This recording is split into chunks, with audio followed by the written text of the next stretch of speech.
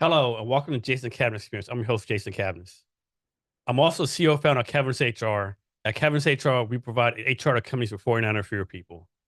Our guest today is Shelly. I'm going to let him introduce his own name because I don't want to mess it up right.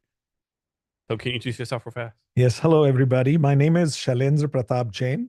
I'm a professor of marketing and international business at the Foster School at University of Washington. Really happy to be here. And how long have you been a professor there? At the Foster School, I've been there for about 16 years. Since graduating from New York University's PhD program, I have been in the academia for about 30 years. Okay. So we do a deep dive of all the great things you're doing. But first, I like to ask people this question, like, what do you do for fun, your hobbies? Like, how do you take care of yourself, all that kind of stuff, so to speak? So my wife and I love to travel. We like food a lot. We also love watching movies and series. I read a bit, and we now relax at home, which is part of our joy and just chilling out. We have a daughter who's going to the Tisch School at NYU, so they keep us busy quite a bit, and that's a lot of fun as well. So what's the last place y'all went to as far as traveling? The last place we went to last year was India. Okay. So my wife's parents are quite old; they're in their 90s, and it was kind of an annual pilgrimage for us. We have our family and friends in India, and it was a delightful trip, absolutely terrific. So how long is that trip? Like 7 days or something? Well, it depends on the kind of flight you take, but we look at flights which are typically between 21 and 24 hours one way. Okay. Is that you did? Is it a direct flight you do? Or No, there is no direct flight direct from flight? Seattle. Okay. There is a direct flight from Toronto, from Newark, from Chicago. A direct flight is typically 14, 15 hours long, Okay. which tends to get a little tiring and physically demanding. So what we tend to do is we take a stop somewhere in Europe, maybe London, You Frankfurt. stay like 2 or 3 days or something? No, we do not. Okay. The stop in these European cities is 3 to 4 hours. Okay. It gives us a little break. So no mini vacation? No mini vacation for we haven't done a mini vacation for quite some time. Okay. Yeah. And were you originally born in India? Yes. Okay. I was born in India several years back, and I came to the States in 1990 Okay. to do a PhD at NYU at the Stern School. Okay. And so did NYU recruit you to come to school there, or you applied there? I applied, Okay. and then they accepted my application. Okay. I have to guess it's a pretty competitive process. I would imagine it's competitive because most PhD admissions, PhD programs, they have specific criteria that they look for. And to give you an example, at our school, we get about 100 applications every year, and we admit a maximum of 2 or 3. In a very rare year, do we admit 4 people. So that is the current acceptance rate at our school. I would imagine at schools like NYU, Columbia, you're looking at similar kind of acceptance rates. Could be lower, could be higher. Let me ask you this: like in the United States, it's like there's always like this thing that all public schools are like below par, substandard. We're not producing great students. But have a comma, all this great talent from overseas comes to our colleges, right? So you think it seems like there's a disconnect, right? Any reason why you think that is? The disconnect between the quality of the school and quality of the people. Yeah, as far as like United States, we always complain about public schools. We're behind the world and all this stuff. We all the world's best students want to come to our college. Yeah. So I think the United States education is considered to be a benchmark globally. It's a very, very high standard. So when we live in the United States, we tend to be a little self-critical, which is a good thing if the quality gets improved in the process. But the world outside is calibrated very differently. They believe that even an average school in the US is probably better than most of the schools that they have access to in their countries. Regarding public schools, there are lots of public schools in the US that are close to being as good as private schools, if not better. So there is a separate ranking of public universities, separate ranking of private universities, and overall there's a ranking. So a number of public universities routinely feature in the top 15, 20, 30 universities in the US. For instance, Michigan, UCLA, University of Washington, Indiana University, these are all public universities, and they are considered to be top of the heap in terms of the kind of students they admit, the kind of students they graduate, the kind of research that they're doing, and how they're changing the world. Yeah, I don't think people realize that University of Washington has one of the top business schools, one of the top computer science schools. Yeah.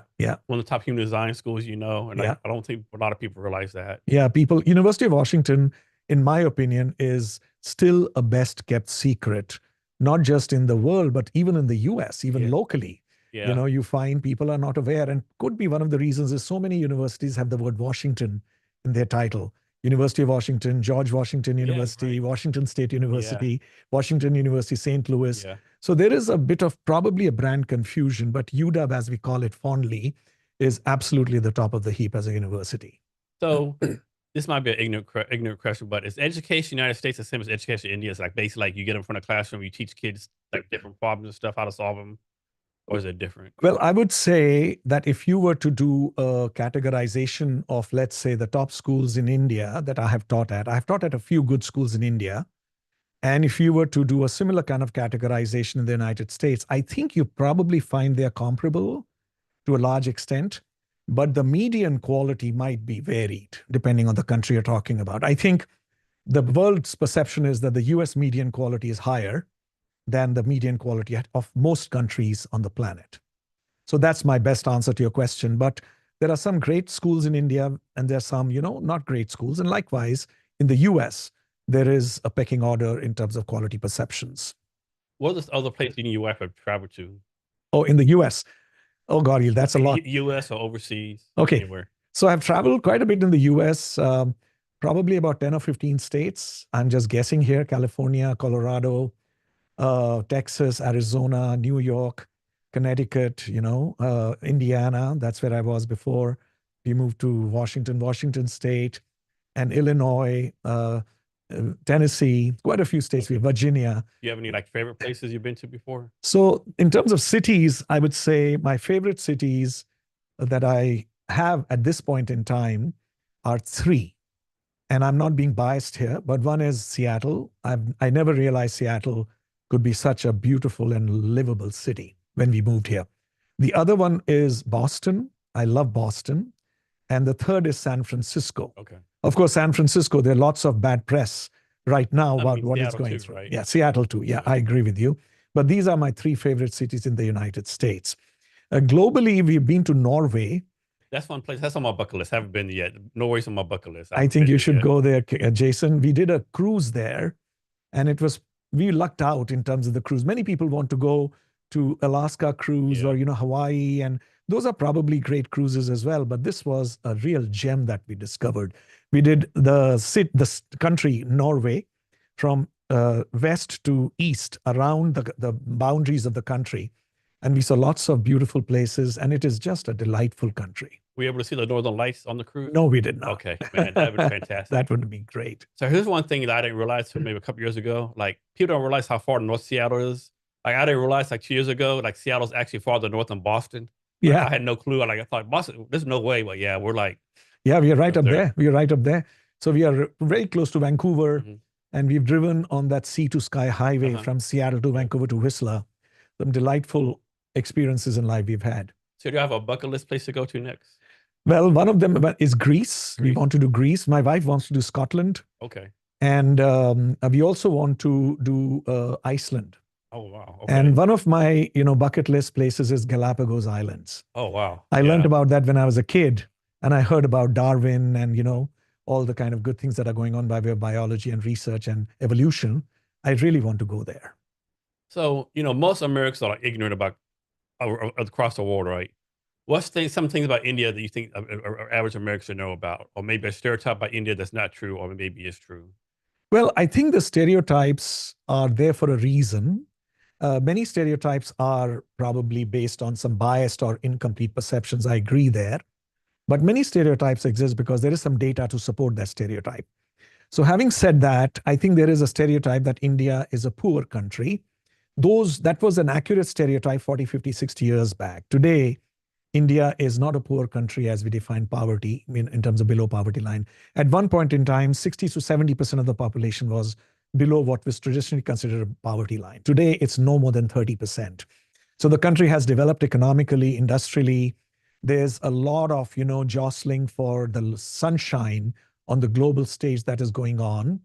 And it's a very important country from a global policy perspective for US and for most of the other, developed countries. They're trying to build a relationship with India. It's also a lot in the news because of some political tensions. India is surrounded by neighbors where there's some unrest that is going on. And India comes in news partly because of that. And then the whole world has this very strong conservative movement that is taking place in many, many parts of the world. And that's happening in India as well. So India is now, gender equality has increased a lot. There's a lot of self-esteem which is building up in India. It got independence in 1947, which is about 77, 78 years back. And the country has gone through its low self-esteem phase after the British left. And now it is really increasing in self-esteem, self-awareness. People are speaking up a lot. People are not scared. People are not driven by certain policies that were given to the country. They want to have their own say. So all those changes are taking place in the country. Is the caste system still a thing over there? That's pretty much all gone now. Yeah, I don't think it's gone. I don't think it's gone, Still but there yeah, somewhere. yeah, it is there in some parts of the country. It's not as salient or as consequential in terms of how we live our lives in India, but it is there in some parts. Okay. And in the cities, I think it is less and less of significance or as a criterion for deciding how to and when to interact with people.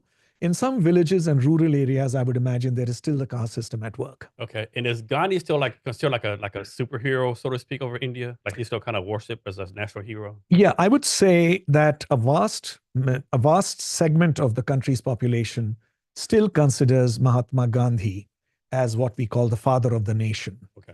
Of course, as we become more and more curious, inquisitive, we start digging and digging and digging, and some more information appears, like in the life of everybody. Yeah, stuff comes up. Stuff comes out. No one's perfect. That's right. That's right. Stuff they did. That's right. So partly that phenomenon is occurring, and partly I think there are very strong viewpoints that are emerging in the country about the manner in which Gandhi helped India come out of British rule, and whether he was responsible, who else was responsible, who got the credit, who didn't get the credit. So all those theories are emerging. And I think there's a lot of moving and shaking going on. How do you know the truth? That's not happened almost 80 years ago, right? Yeah, I think the truth will ultimately, as in anything, truth is oftentimes seen through the eyes of the truth maker. And it depends on how curious we are, how willing we are to challenge the truth versus just swallowing whatever we are given. One segment of the country has strong triggers about the history as we were taught in our schools while we were growing up. And now we are discovering that the history was probably not accurate in its demonstration of what were the powers that be and how India got to where it was. So this is a good thing. It's a good thing, Information is emerging and the country is becoming more informed, smarter, wiser, and more critical about its own existence as well as that of the world. So I have this theory as far as history, like back in the 20s or 30s, I think it was the British that made up all these borders, right? Like the Middle Eastern borders, all the stuff they did wrong, right? Like India, Pakistan, dividing the borders, right? I just think so much blame on the British, right? So what do you think about that? And like in every country, there are people who do, the people who don't. So British ruled India for quite a long time, and there is emerging information that some good things were done, some not so good things were done. Like in colonial rule, lots of things were done which were not appropriate, and so on and so forth. And having said that, they left behind an education system which I'm benefiting from, to be perfectly honest. They built the railways for whatever reason. They built the railways for their own commerce, but the country is benefiting from it. There are hypothetical questions. Could India have done this without Britain? Did we really need the British education system? Did we need the English language? Look at Japan, look at China. They operate without the English language and so on and so forth. So yeah, those are interesting questions. Those are, devil's advocate kind of moments which we should engage in. So yeah, I mean, there were some good things done that were not some good things done. And we will have history rewritten in some ways. We need to write our own stories, Jason. Otherwise, somebody will else write for us. And I think that is where India is today, where it's writing its own stories. And the younger generation today, the Gen Z, as we call them, are completely not accepting the history and the truth as we knew it. Most of them, in the urban areas, they are discovering their own lives. They are very opinionated. They're very independent, self-determining, spunky, and they don't know what it was like to be ruled by the British and the Mughal kings. They have no clue. They have no connection with it. My parents did, I did to some extent. Now, these kids are probably in Yeah. a very different world. So I think the country is going through that metamorphosis very naturally and organically. So one thing I do want to see is like, on the border of India and Pakistan, that one area where it's kind of like, under like disputed, and they do like this guard ceremony thing every day. Yeah, That's something I do want to do. I've seen those videos and stuff. Like I yeah, think that'd be pretty like cool to see. Like yeah, yeah. It has been featured in some Bollywood movies. So that could be, a little sliver of an image if you think you might want to check it out. yeah, Otherwise, yes, I think it's a fascinating moment where soldiers from Pakistan on one yeah, side, soldiers from India on the other yeah, side, and they are, doing their own thing. yeah. And so one thing, just my opinion, I think India does a good job. Maybe they don't. Like it's like they're trying to balance between the ally. It's like sometimes they play the United States against Russia and China sometimes, right? Because you see India come over here, visit our president, and then a few months later, of course I'm making this up a little bit. Then they have like the premier of Russia and China over there. So it's almost like they're playing both hands Yeah, sometimes. yeah. Yeah, I don't know precisely the situation. Let me tell you my observation. India was about 40, 50 years back, India was very strongly aligned with what was called USSR, which today is called Russia. At least the breakaway country is called Russia. So we were very strongly aligned with the USSR, and that created some tensions with the United States in terms of diplomacy and political relations. Today, India calls itself non-aligned, which means that they have pretty much said in so many words that we are not aligned with a specific country in terms of our preferences and our political inclinations. We want to take care of ourselves, our people, and in the process, we will approach whichever country would like to work with us, saying this is how we can help each other, and whichever country agrees, we will work with them. I think that is India's stand in my understanding. In the last 20 years or so, if I'm not mistaken, India and US have come very, very close, in part because of USSR splitting up. It doesn't exist any longer. Having said that, yes, India and Russia still have collaborations, as do India and US. With China, there are some tensions right now because of some border issues. Yeah, China's like trying to push everyone. Like you always in the news, like I think a couple weeks ago they ran over like a Filipino naval ship. Yeah. They built islands somewhere else. Then it's like China's like trying to, like, lack of a better term, punk and bully all the little small countries there. Yeah, China and India have had some tensions in the last few years. And India believes, that's what we read in the media, that China is encroaching on India's territory. And that's all we read. We don't read anything else. And India has pushed back. So I don't know how strongly aligned or collaboration wise we are with China. I don't know that precisely. Yes, we eat Chinese food, we see movies, and many people like Chinese culture for all kinds of reasons. I've been to Shanghai a few times, and I really enjoyed my time there. I didn't have any issues at all, so to speak. But I don't really know the deeper aspects of political collaboration that is going on between China and India. What we do learn is that China and US are coming India and US are coming very close. Yeah. Biden met the Indian Prime Minister, Modi, and Trump has met, when he was the president, Trump has met Modi. When Bill Clinton was the president and Hillary Clinton was, in the administration of the government, they met Indian leaders. So they have met the Indian people quite closely, and they know each other very well. Barack Obama also was quite, well connected with the Indian leaders. So I think US is trying to build a bridge with India because of its strategic location, with Pakistan on one side, China on the other, and also because of India's growing economic strength and power. Yeah, I think when people don't realize, maybe they do, like a lot of big time US tech companies are led by, Indian CEOs, like the guy at Microsoft, the guy at Google. I'm sure I'm missing some other big time tech companies. Amazon, yeah. Amazon, Yeah. Google, Amazon, Microsoft, all these are very strongly connected with India. A large part of the software talent in the US is from India. So, and the country recognizes it. US recognizes it really well. And that's one manifestation of the connection between India and US. And Bill Gates, Jeff Bezos, when he was heading Amazon, and Satya Nadella is from India, who's the CEO of Microsoft. So these people are very well connected in India, and India and US have even building stronger economic relations. Why do you think India became such a big tech hub for the United States? That's an interesting question. I don't have a precise answer for it. My guess is, so I started seeing this technology talent blooming in India when I was doing my MBA, which is 40 years back. And there was a lot of talent which was being exported to the United States, the tech talent that we are talking about. So I suspect that, it was an opportunity. Somebody said, let me check it out. Like a lot of human discoveries, it was an experiment and it started gaining traction. And before you knew it, it became a tsunami of sorts. Yeah. And all of a sudden, India became this, hunting ground for tech talent. Yeah, I don't know if this happened organically or like some of the government kind of like push some levels, It could be. It could be. It could be that the government was pushing it. It's possible.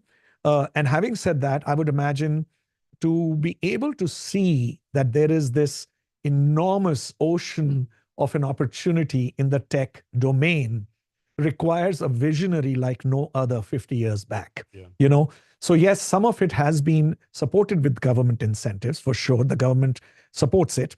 And also, as India's talent got more and more foothold in the US, the Indian tech companies started coming to the US and supporting the tech giants of the US. For instance, there are companies in India which are doing consulting for companies like Microsoft, Amazon, and Google, and so on. So now it's become a massive enterprise. Definitely. So let me ask you this, right?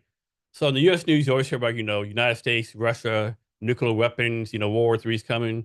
But in your part of the world, it's India, Pakistan, China, Russia, all next to each other, all nuclear weapons, right? They all have nuclear weapons. Does that affect how y'all live over there? Is like over your head all the time? Here in the United States, always hearing like, oh, Russia has all these 1,000 nuclear weapons, all this kind of stuff. Is it like the same there with 4 nuclear capable countries in the same area? Yeah, I don't know whether it is hanging like a sword on the head of the Indian people on a day-to-day basis. I would imagine that the policymakers are highly sensitive to this development and this situation. I would imagine. The ordinary person on the street has too many other things to worry about. And so they are trying to make a life for themselves and their family. So I don't know how salient this issue is for them and how sensitive they are to it. So that's what I have to say specific to your question. It's not like we are having sleepless nights or we are dealing with clinical. They're not doing drills like we did back in the 50s here, nothing like that. Well, I would imagine that the country's army and the naval forces and they will be doing drills. Yeah. They are being prepared for all kinds of eventualities, I would imagine. That's certainly happening. But the drills for the ordinary person on the roads, I haven't heard of them for a very, very, very long time. Here, yeah. So I realize this might be an impossible question to answer. So if someone was asking me, hey, Jason, what should you visit in the United States? I'd be like, are you kidding me, right? So having said that, if I was to go to India, what's like some 2 or 3 things you would say, hey, Jason, you need to go visit these things? So if you want to know the places to visit, I think there are obviously more than 2 or 3, as you can imagine. There are some amazing architectural marvels and wonders in India, which have been handed down to us literally thousands of years back.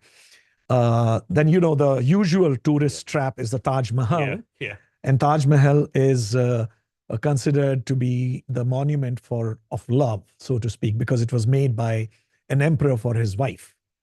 I've been there 2, 3 times, and there is no doubt it is just a spectacular piece of architecture. And there are lots of forts. Those are beautiful to look at, and all over the country. There's no specific part of the country that I can earmark for you because I have traveled quite a bit in India. And then there are some gorgeous beaches and, forests in India. Wildlife is wonderful in India. And if you are a foodie, I think India is probably going to give a hugely diverse cuisine mix. All over the country, there are just amazing things to discover as far as food is concerned. You have to be careful. You have to eat at the right place. Just like in the US or anywhere else, you have to eat the right place. You have to be careful. And those are some of the things I will really encourage you to do. Don't go to India, if you will, for a week. I think go there for a long enough time. And my favorite thing when I go to India, one of the things I love to do when I go to India is to have street food. I know street food, many people are scared of, because that's the best kind. I know that's the best kind. Yeah, you got to take your chance. Right? You got to play your luck sometimes. Seriously, Bill Gates was in New York recently, about a week back, and his trip was covered on social media. He was eating a hot dog from the street food vendor. And he said in so many words, I'm paraphrasing, if you haven't eaten hot dog on the street of New York, you haven't been to New York. No. And I totally agree with him. When I visit New York, one of my meals has to be a hot dog. So I will encourage you to find a good street food place in India and check it out. And there are millions of them, but you must be careful. Yeah. It has to be the right place, which is clean, hygienic, and so on and so forth. Yeah. So most people think of Indian food, right? Just Indian food. But is there like subgenres? Like, does Indian food get broken down by different, subcategories? Yeah. It's regional, it's Okay. geographic.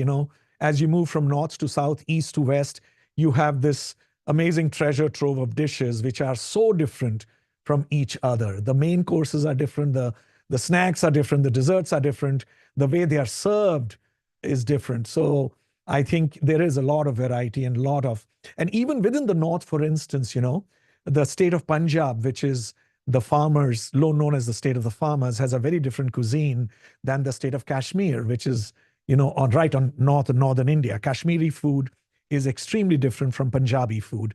And Punjabi food is very different from the food that you get in some other northern states. Himachal Pradesh, which is another state, Himachali food is very different.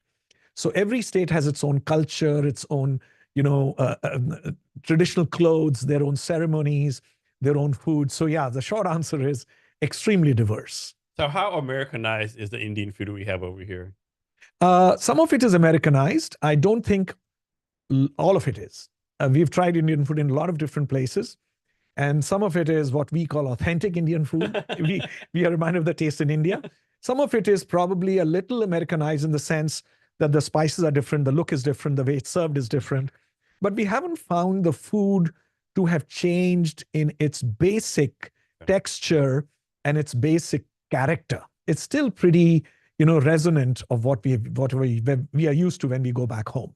And now more and more, grocery stores have opened up and restaurants have started becoming more and more, quote unquote, Indianized in the way they prepare food.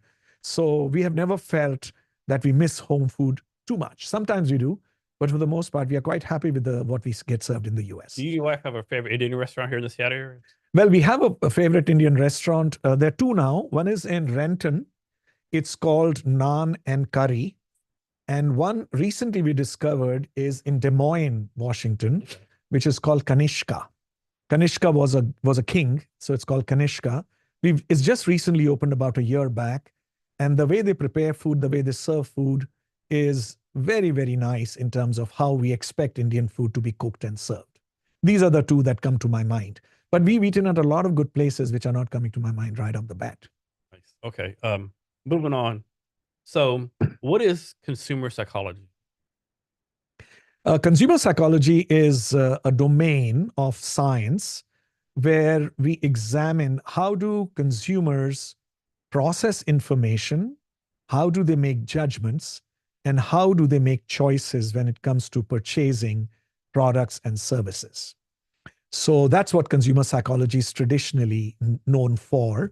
Some people who are extremely clinical in their definition will say psychology really taps into the mind more than the behavior. So we separate consumer psychology from consumer behavior. Psychology is about how they think, process, and make judgments. Behavior is how they make choices and how they respond to different marketing elements that exist in their environment. And how do marketers kind of use psychology to influence consumer behavior? Well, one example, just to illustrate this with an example, is when marketers use celebrities to endorse their products. For instance, for many, many years, Tiger Woods was used as a celebrity by many brands. Today, Roger Federer is used by many brands. So the psychology underlying this choice is that a celebrity triggers certain feelings and thoughts in the minds of the targeted consumer. And presumably the advertiser and the marketer understands that those associations, those triggers are positive. And assuming they're right, those positive triggers translate to the brand. So when I think of Roger Federer, I see Rolex brand of watches. If I think well of Roger Federer and I see that his attributes and traits resonate with my understanding of what a good wristwatch should be, it'll translate to Rolex. And therefore, I'll think well of Rolex. So psychologists will try to understand these questions. How does a celebrity of what kind impacts consumers' brand perceptions? How? And what does it result in terms of thoughts, processes, and behaviors? This is one example of how psychology is used. Another psychological example from consumer psychology might be when you see a high-priced product Does that lead you to think it is high quality, or are you open to its quality judgments? And a vast piece of a fairly significant amount of research has found that consumers think high price is high quality, but there are some situations when they don't think so. So psychologists try to understand, when do consumers associate price with quality? When do they not associate price with quality?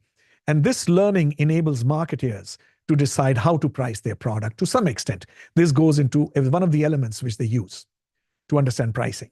So back to education real fast. So have you taught college in the United States and in India, correct? Yes, I have taught in India. I have taught in some places in Europe and Canada. And I have taught in the United States for a very long time. From your experience, have you found like maybe a different focus from the students? Like maybe like Indian students are more focused than United States students, or United States focused on like more engaged, or it's a student, pretty much a student? Let me qualify. My experience with teaching has been with two audiences. One is the MBA student, the graduate student, and one is the executives. I have not taught undergraduate students in any country except in the US. So my comparison is only specific to MBA students and executives. Having said that, master's, graduate students and executives tend to be slightly older with more work experience, and they have decided to undergo some educational initiatives and efforts because they're motivated to do so. There is intrinsic motivation. So from that perspective, I find that there's a pretty high benchmark. They're all motivated. Whichever country I've been to and taught in, they're all motivated. They're all engaged. They work hard. They're very curious. They want to learn. And so no, there is no difference in terms of focus, motivation, intelligence for the most part, and even culture in terms of how they see the interaction between the professor and the student in the classroom. I have not found a huge difference in different cultures. Okay, nice. I read on LinkedIn back on September 20th, you went to some kind of MBA reunion. Can you talk about that? MBA? You do to an MBA reunion on September 20th, 21st? MBA union? MBA reunion. No, MBA reunion. Yeah, Okay. So the Foster School had a reunion of all its MBA classes. So Foster School has 5 MBA programs, if I remember correct. I hope my dean will not send me an email that you got it wrong. We have the full-time MBA, which we call the daytime MBA, the evening MBA. Then we have the technology management MBA, what we call the global executive MBA. And we have, there's a 5th MBA program, which I'm forgetting right now. My apologies for that. So we have 5 MBA programs that we have in our product line. So this MBA reunion was about inviting all the students from all the classes who have graduated from Foster to come enjoy some social opportunities, build networks, and have a very nice, there was a dinner and where the dean was present. And the next day, there are 3 professors who shared some research with them. And this was a learning moment, for these MBA, for these alums. So it was a wonderful opportunity for some of us to connect with alums, for alums to connect with the school and the faculty, and rebuild these bonds and develop relationships. A very nice reunion. I was one of the professors who gave a talk at the second day of the reunion, and I really enjoyed my interaction with the alums. So you always hear about the reason you want to go to school, like University of Washington or Harvard or Yale or University of Texas, like a top-notch, like top 1% schools, like the alumni connections, right? Like how much advantage does a student get from being an alumni at one of these schools? The alums, I think, are, let me say, it depends in part on how strong is the initiative that the graduating university or school has in terms of staying connected with the alums. That's very important. Now, let's assume that the university does not have a very strong alum outreach. If it does not have a very strong alum outreach, I would imagine that the benefits to the alum accordingly are compromised because the university is not outreaching, is not, taking initiative in terms of supporting their learning endeavors and so on. If there is a university or a school like the Foster School has a very, very strong alum outreach. And I think schools like Yale, Harvard, NYU, Indiana, Columbia, UCLA, Michigan, all these are good schools, UT Austin, they probably have very strong outreach programs. And of course, every university and school has different kinds of outreach. In our school, we reach out to them by way of asking them for research input. There are alums who are on the advisory committee for the dean. They direct the school in terms of where it should go, and they have policy, decision-making rights at times. And we have these learning moments, learning opportunities, reunion. So alums, I think, are benefiting from these outreach opportunities that the Foster School gives them. Also, some alums are very sustained and committed donors to the school. Of course, the school is deeply grateful and appreciative of their donation, of the donations that they make. At the same time, I think the alums get a lot of emotional satisfaction out of donating to the school and advancing its research mission and its educational mission.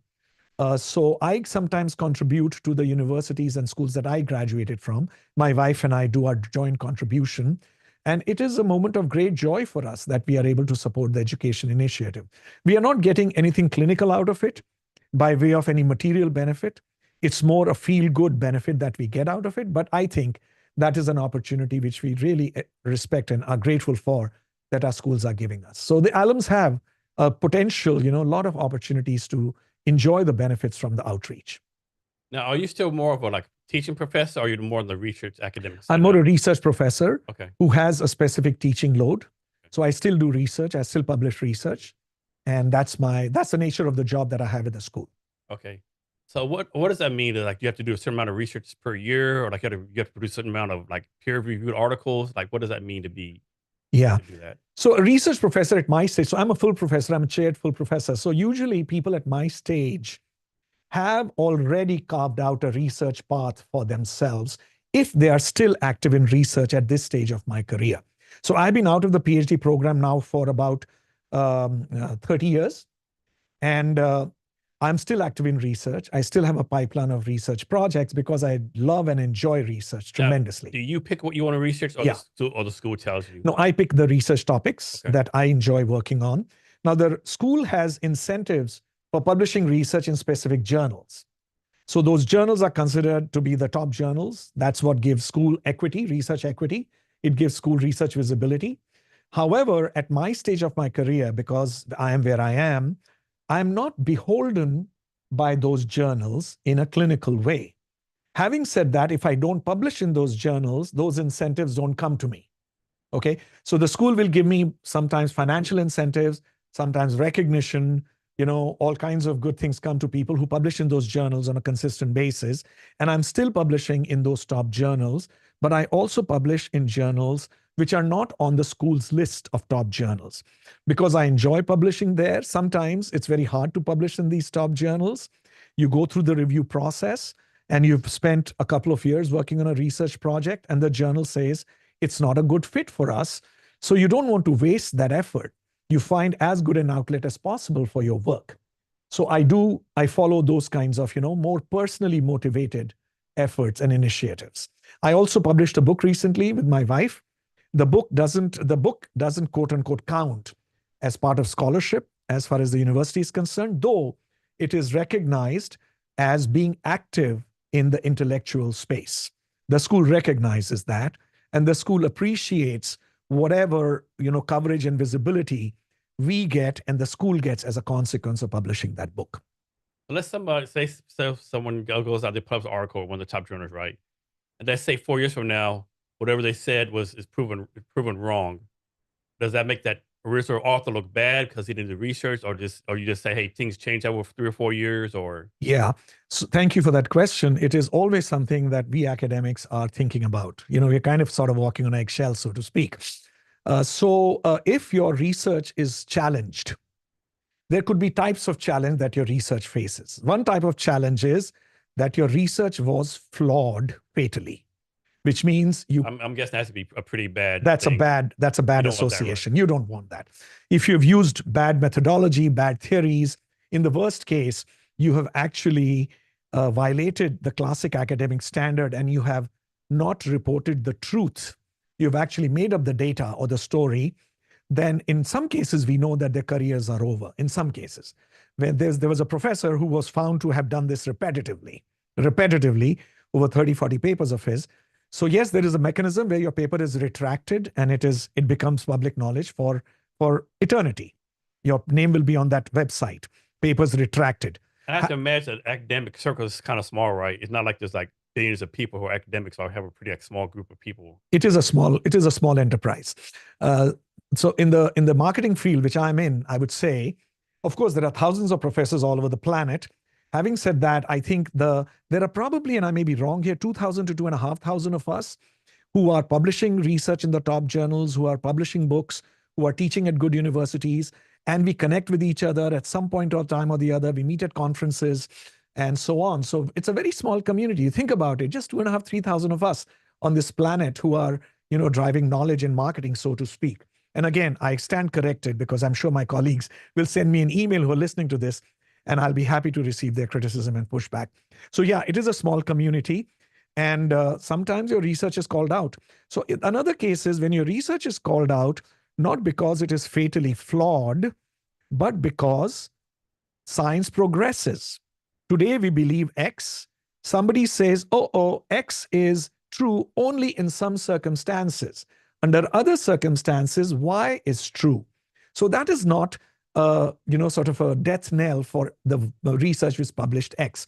That's how science progresses. It progresses incrementally. It tells us that theory was good at that point in time. Today we have to relook at this theory, and we have to recalibrate our understanding of the phenomenon. Those things we all understand go on, and it is not seen as an attack on your professionalism, on your character integrity, or on your abilities or on your skills. So depending on why the research is called out, I think that matters. I would think like if someone published an article and they got criticism, they got real defensive, to me that'd be a red flag, right? Aren't you a scientist? Like you should be open to criticism and open, like, peer review, right? Yeah, I think scientists should be open to criticism, and most of us, I think, are. Peer review is the process that we have grown up with, which is basically founded on the principle that good research will be published after it has gone through very severe tests of rigor through review process. So we all understand that. Having said that, I think science is a beautiful, beautiful human idea. So yes, we should be open to criticism, but we also have the privilege and the right to rebut criticism. That's how science progresses. That's sometimes defensive. Sometimes that is how intellectual domains progress. So if I publish a paper and let's say you criticize it and you have good reason to criticize it, I have the opportunity to say, yes, you're right under these circumstances, but I don't believe you're right under these circumstances. Or I think you read the paper completely wrong. This is what I'm trying to say, but you misinterpreted it. So I think science gives all of us those degrees of freedom to criticize and then to rebut and to, respond. Yeah, I have to think if someone criticizes your work, they have to come with some kind of fact. They can't just say, hey, Shelly, this is wrong because I don't like you, right? They have to like have some kind of reference, some facts, something to back it up, right? I'm sure 99% of us who challenge published research have intellectual reasons to do that and have evidence and ammunition to do that. Because if you challenge research without evidence, which is compelling, without good reason, intellectual good reason, then the way science progresses, the criticizer, the critic, could become, unfortunately, the laughing stock. Yeah. Having said that, even the published paper which has been criticized will face some negative, associations because, today narratives go out of our control very, very quickly. Some damage has been done, and then recovering from it takes a long time.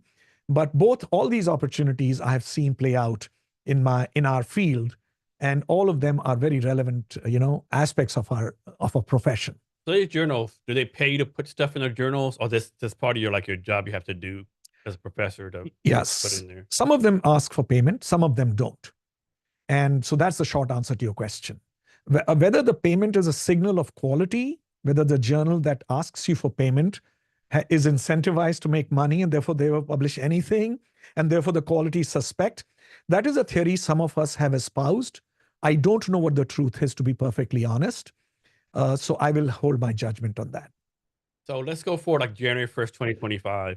You have a goal each year to be published in a certain number of journals or do a certain number of academic peer reviews, or how does that work? So in my school, which is the Foster School of Business, this is what our algorithm is. We get financial incentives for publishing one paper every 3 years in a specific list of journals. So in marketing, there are 8 journals. If we publish one paper every 3 years in one of these 8 journals, then we get the financial incentive that is promised on paper. That is really the formula that Foster School uses. Other schools might have different mechanisms and algorithms and models. So it doesn't have to be in 1 year. It can be once every 3 years, as in my case, right? In our case. Some people publish at a crazy speed. Some people publish 2 papers every year. Some of us publish 1 paper every 3 years. Some of us have bad fortune and we can't publish a paper once in 5 years, but then in the 5th year, we get 2 papers. That's how the research process works. It's not a uniform distribution. It can be jerky. It sometimes comes in bunches. We have been working on 5, 6 papers. They keep getting rejected, and then suddenly they all get accepted. And all of a sudden you have 4 papers in the same year, or sometimes even 5 papers in good journals. This can happen, and the school recognizes that. So the school has some mechanism that they will see your pipeline. How many papers under review, how many papers in what stages of the review process. So sometimes we get benefit of doubt that, we understand the research process is choppy, the publication process, so we will give you benefit of doubt. So that's how the internal, your own motivation and the school's incentives work, at least in my case. So, right, when you write your next research paper, do you do it all yourself? Does people in the Foster marketing program help you do collaborative stuff? How's that work? Yeah. So the research is mostly independent of the administration in the sense that the research problem that we investigate, and some papers have multiple authors. So there could be 3, 4 authors on a paper. We all, at least in theory, are chiming in terms of making contributions, intellectual contributions. Many times we do division of labor. One of us writes the paper, one of us collects the data, one of us analyzes it, one of us manages the review process, and that's fine. Division of labor happens. The school's role is to be the entity where we have the freedom to do research. I think that's a huge deal, right? The school gives us incentives to do research. The school recognizes our research. The school employs us. It gives us a foundation to be able to do these kinds of things. But in terms of direct input in the actual research, the process, the conceptualization and the data collection, the school gives us incentives. My school gives me some money to collect data, depending on what kind of data I need. So that is the support that school gives, which I think is fabulous. It's safe to assume you're I think it's called a tenured professor. Yes, yes. So what does that mean? I think a lot of people have the negative kind of taste, like if you're a tenured professor, you do whatever the hell you want, you can never get fired, right? I'm sure that's not true. But what does that mean? So a tenured professor, just to give you a slightly layered perspective, it is true that tenure in theory means that you cannot get fired unless 2 events occur. One of 2 events occur. Either you are found to have committed a felony. That's critical. If you are a felon, you are kicked out and your tenure is revoked. The second is if the school decides to close down an entire department, or the university decides to close an entire school. This has happened in some universities where an entire department was shut down because the school said it's not serving our mission. These are extremely rare phenomena, extremely rare as you can imagine, right? So that's part one of the answer. The second part is, it's not you can do whatever the hell you want. In our terminology, verbiage, sometimes we say this professor is tenured, and based on their track record of research and teaching over the last 7, 8 years, they seem to have dialed out. Okay? Dialed out means they're not producing research. Their teaching is kind of sort of just remaining above the bar, so to speak. They don't seem to be very motivated. And there are cases like that as well.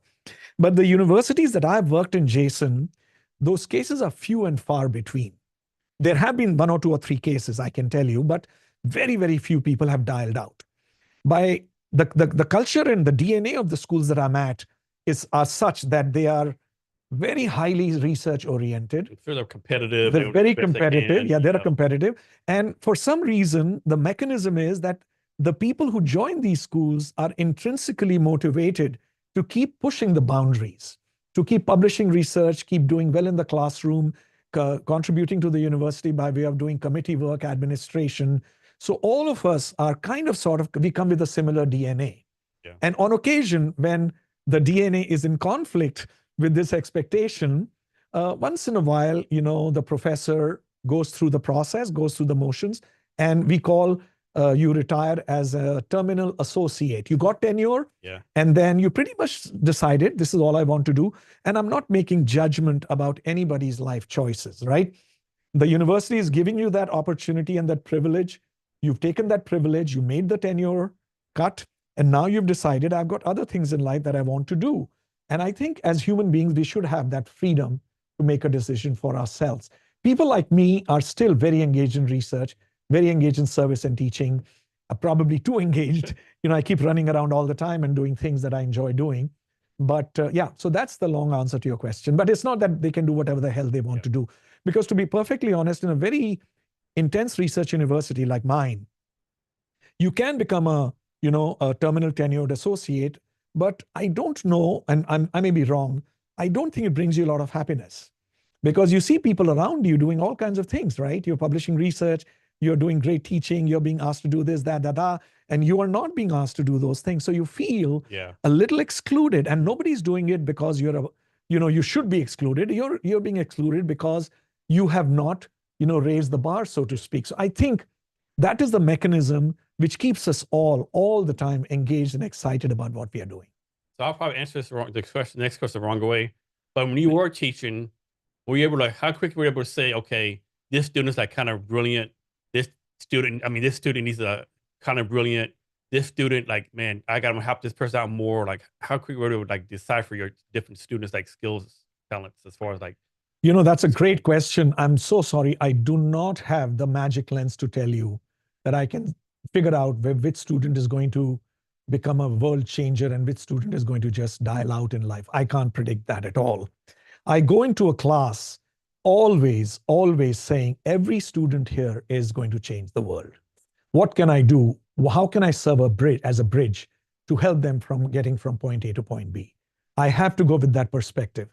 If I don't, I believe I'm shortchanging not just the students, but the school, myself, the university, and the planet. I never assume a student is not good enough. Never. So from your point of view, tell us some pros and cons about being a professor. The pros, a lot of freedom, a lot of, very few people are breathing down your back. If you keep your nose clean, if you get in trouble, then, all bets are off. But otherwise, if you keep your nose clean, this is probably the best kept secret job probably on the planet, at least the way I have experienced it in top class research universities in the United States of America. It's an amazing job. I feel so grateful and fortunate that I got into this career, frankly. I'm almost certain, and I can't predict because, hindsight is, what it is, but I probably would have made several times more money if I was in industry. If I was a consultant or I was a senior administration in a corporation or whatever, I would have made truckloads of more money. There is no doubt about it. But today, when I see how I spend my time and the joys I get out of teaching, out of research, out of giving a talk, out of being on your podcast, out of talking about, our book or whatever it is, it gives me real intrinsic joy and satisfaction that I have done this, I have advanced humanity in some way. I've helped people understand some phenomena in a better way. And the thrill, the joy, the excitement, the satisfaction of hearing your students do well is like no other I have experienced, no other at all. So those are the pros that I have enjoyed. And I feel every day, I feel grateful, Jason, that I'm in this profession. My wife is a professor too. And we both of us have a very similar kind of a lifestyle. We get up in the morning, we decide what we are going to do today. We enjoy our lives together. Almost every night we watch some kind of a movie or a series together without fail, unless we are traveling. We are able to spend time with a child. They're 22 years old. They're in New York, but we talk to them. We have all the time that we want, and we do all the professional things that we want. I don't know how many jobs will give me that opportunity. What are the downsides? I don't really know, and I'm not being biased about it. Some people who are, who want to make, let's say, $200 million, $300 million net worth by the time they retire, this is not the job for you. You might luck out if you invest very carefully, you have stock options, you get into consulting in a big way or whatever, some company hires you and stuff like that. Yeah, you might get into the 10, 20, $30 million net worth bracket. You have a hugely successful textbook, which is used all over the world. Yes, your fame skyrockets, and and all the, good things happen as a consequence of that. Those are the potential, if you will, call downsides. But the financial incentives that we have for my family, we have never felt, oh, I wish I could get another $1 million more or another $2 million more. For some reason, our lives are really nice, really happy, low stress. And whatever stress we create is our own creation, to be perfectly honest. We visit our family in India pretty much when we want. There are times when we have to stay in Seattle because we are teaching and so on. There are expectations. And of course, you do that, right? But outside, we are in Seattle, one of the most beautiful cities on the planet. Really, it's such a gorgeous city with great weather. People complain about the rain, and I can understand people have some serious, health issues because of rain. And, one of my doctoral student had a seasonal affective disorder, so he couldn't stay in Seattle. I totally get it. But coming from India, where monsoon is a big thing, this rain, this rain, nothing right. Literally, it's a breeze. We love the cloudy days. We love the sunny days. So I see overwhelmingly the positives, very few negatives. Having said that, the one challenge, which I think is in any profession, is that if your work is criticized and challenged, and it is challenged to the point where you're seen as a fake academic, I think the world writes you off very, very quickly. Okay. So the exposure is great. If you publish a lot of research, you become very well known for your work and the exposure and so on. You're covered by the media and, all that good stuff.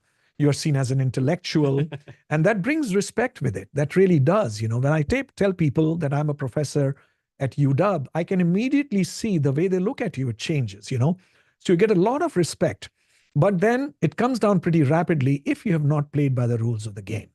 And I think that happens even in industry. However, there is a cushion in industry where your financial net worth is so high that even if you're found to have engaged in malpractices, you have a cushion to fall back on probably. So there are those financial ups and downs that we have to work with. But I find this to be an incredible job. But it's not for everybody. It's not for everybody. You have to dig deep. You have to be willing to work by yourself. You need to learn to be a lone ranger, a cowboy, cowgirl, whatever you want to call it. You have to learn to be that. And you have to, every job, you need to learn many, many things. And if you don't like to write, and if you don't like to think, by thinking, I mean think real, real, real deep, really go into a small little phenomenon, which the world will say, why are you looking at this phenomena, for heaven's sake? Don't you have a bigger, fish to fry? Sometimes we look at very, very small problems by standards of some people, and we go deep into it. You like that, and you like writing, you like being by yourself, you like being challenged, you like being criticized. This is the profession for you. So totally random question. You happen to know a lady named Dr. Evelyn Smith? She just got her PhD in marketing for UW a couple months ago. Evan Smith? Evelyn Smith. Evelyn Smith? Yeah, Ivey Smith. Ivey, of course I know Ivey. Yeah. Okay, Ivey was my teaching assistant. Oh, what? Oh, wow. Yeah. She was on my podcast like 3 months ago. Okay. Yeah. I think she's at UK now teaching. She's at University of Kentucky. Yeah. Very happy for her. Yeah, she's so freaking smart. Yeah, she's great. She's incredibly smart. She's very enterprising. Her research is really fun. She's just got out of the PhD program. Yeah. She started her career. We love our alums from our PhD programs, and we want them to succeed. So a big high five to Ivey wherever she is, if she's listening to this. So one thing I asked Ivey was like, how hard was the PhD program? She said, Jason, it's the hardest thing I ever went times 10, right? So having said that, how do you prep like new PhD students like with all the, stuff they have to go through, right? Because I'm sure it's not easy. I mean, it can be easier, right? It shouldn't be easy, I would think, right? No, it's not. How do you like prep them for like, hey, this is going to, like for better term, it's going to suck for you, and you have to make sacrifices. Yeah. Personal life, professional life, social life, and all that kind of stuff. Absolutely. Thank you for asking. Nobody has asked me that question ever before, so I'm so glad I'm getting an opportunity to share some of my experiences. So here's the structure of the PhD program that I went through, and I understand business schools PhDs are similarly structured in most parts of the world. You go through what we call coursework for most likely 2 years, where you take courses in the foundational fields like statistics, economics, psychology, and whatever is your interest. And so economics, and we learn theories, we learn methods, how to do research, how to collect data, what are the dominant theories about different phenomena that are currently existing, what is the philosophy of science. So that takes about 2 years. During these 2 years, you are encouraged to think of some research domains that you're interested in. So keep your ears and eyes open, attend talks by good people who have published research, read research papers, and try to figure out what is a problem that you are excited about. What you see in literature, the literature has published, let's say on a topic, for instance, are influencers useful or not useful for brands, right? Should we use influencers or not? If that topic excites you, read up all the literature on influencers and persuasion and see if there is enough contribution to make which nobody else has made. Then the last 2, 3, sometimes 4 years you take to do research, actual research you do. And part of it is your dissertation work. Part of it could be another project or two that you're working on your own or with some co-authors, could be with some faculty.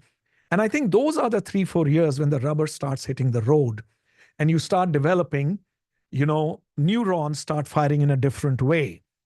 You start understanding what the research method is, what the research process is. And that, I think, is a really, really grueling task, because you realize that your ideas may or may not be exciting. You realize that your ideas are not as test-worthy, or even, your hypotheses are not going to hold. So it can be a pretty sobering time for many people. It can be a very humbling time for many people to realize that what they are thinking is not going to be fleshed out with the evidence, or what they are thinking, somebody else published it just 1 year into you being inquisitive about it, So, and then you attend conferences and you see thousands of papers being presented. So that, I think, is using your phrase, the real learning. That's when you are learning to put your coursework into practice and checking yourself out, holding yourself to higher and higher standards of research, integrity, data collection, methodology expertise, theoretical expertise. That's when it starts happening. And once you have done your PhD like Ivey has, then your job becomes, you start publishing papers, you start teaching, and you start contributing to the mission of the university or the school that you're in. And that becomes an even more grueling task, because now your papers are going to face the real test, the litmus test of being criticized by reviewers. And the reviewers, for the most part, are really smart people who will criticize anything that's bad in the paper. And that's the process you have to follow. So it is grueling. It is grueling. And it is certainly not for the weak-hearted. Recently, I read on some website that a PhD actually has mental health consequences. And I thought about it. I think there may be some traction to it. I hope for more evidence to appear, which will show that this initial study has, it's consequential. It means what it is right. So I can imagine you're lonely, you're doing your own thing, you're being criticized, you're being, constantly, in a manner of speaking, your work is being attacked. So you need to develop that muscle. And if you don't have the capability to do, I think everybody has the capability to develop that muscle, but some of us more, some of us less. But if you, become a little fazed by criticism, and it starts affecting your self-esteem, it starts affecting your self-belief in some cases. My first 2 years in the academic world after I graduated were hard, because all my papers were rejected in the first 2, 3 years. And I started doubting my intellectual capabilities. I said, I'm not good enough. Serious self-belief and self-esteem issues. Then one of my really close friends and believers in me, who was my faith leader, he said to me, or she said to me, or they said to me that you dig in, don't give up, fight, dig in. And I used that guidance and encouragement, and then a whole new treasure trove opened for me. When I started publishing papers in good journals, I started believing in myself again. So yeah, there are some challenges that the PhD brings with you, and people should be aware of those challenges before they get in. Is there a circumstance or situation where you should tell someone, okay, maybe this is not for you, right? Yeah, so there are some, checkpoints during a PhD program. At the end of first year, second year, and third year, we have PhD assessment time. So each year they are subject to a certain evaluation. And that is the point when we tell them you can progress forward, or we think this is not the right thing for you. Do we make a mistake? We could, because no testing mechanism is perfect. But yes, we do tell them at times that this is probably not the best program for you or the best pursuit for you. Of course, if they decide that the school decided to let me go, they may still have self-belief. They may still apply to another university, and they may get in, and they may still graduate. You never know. That can happen. So yeah, that's the answer to your question. Do PhD students, they get a salary or anything, or stipend? Yes, they do. For the most research schools, they do. Most research schools. There are some PhDs, for instance, Is that this are, like a decent salary or like livable or like, yeah, I'm sure not minimum wage, but like, you know, it's not, I don't know minimum wage. I really have to do the math. I never did it before. Thank you for asking. I will do it later. But they get definitely decent salaries. For instance, some universities will pay them $25,000 to $30,000 a year, plus no tuition for the coursework. okay. Okay. So that is the money they get for their day-to-day expenses, but they have to do some work for it, which is called research assistantship Yeah. or teaching assistantship. Some universities pay as much as $40,000, $50,000, depending on the research endowment and the university's policies. That's probably the range, $25,000 to $50,000. And I'm guessing they get free housing too on No, campus? no, No free housing. they don't get free housing. Okay. I may be wrong. Let me take that back. I was at NYU. I had to pay for my own housing. I know at Foster. I'm guessing that's expensive for Manhattan. For Manhattan, it's expensive. At that time, I did my PhD in 1990 to 95. And the typical one-room rent in a good neighborhood was about $500. Okay. And my monthly stipend after taxes was $1,100. So it was tough. It was really tough. I had to eat breakfast cereal for breakfast and pizza for lunch and dinner for the most part. So I had to survive, right? A sacrifice they don't talk about, right? That we don't talk about. I agree with you. I used to walk 20 blocks because subway was expensive from my room to my campus. So it's not that bad. I think you learn the whole business really well.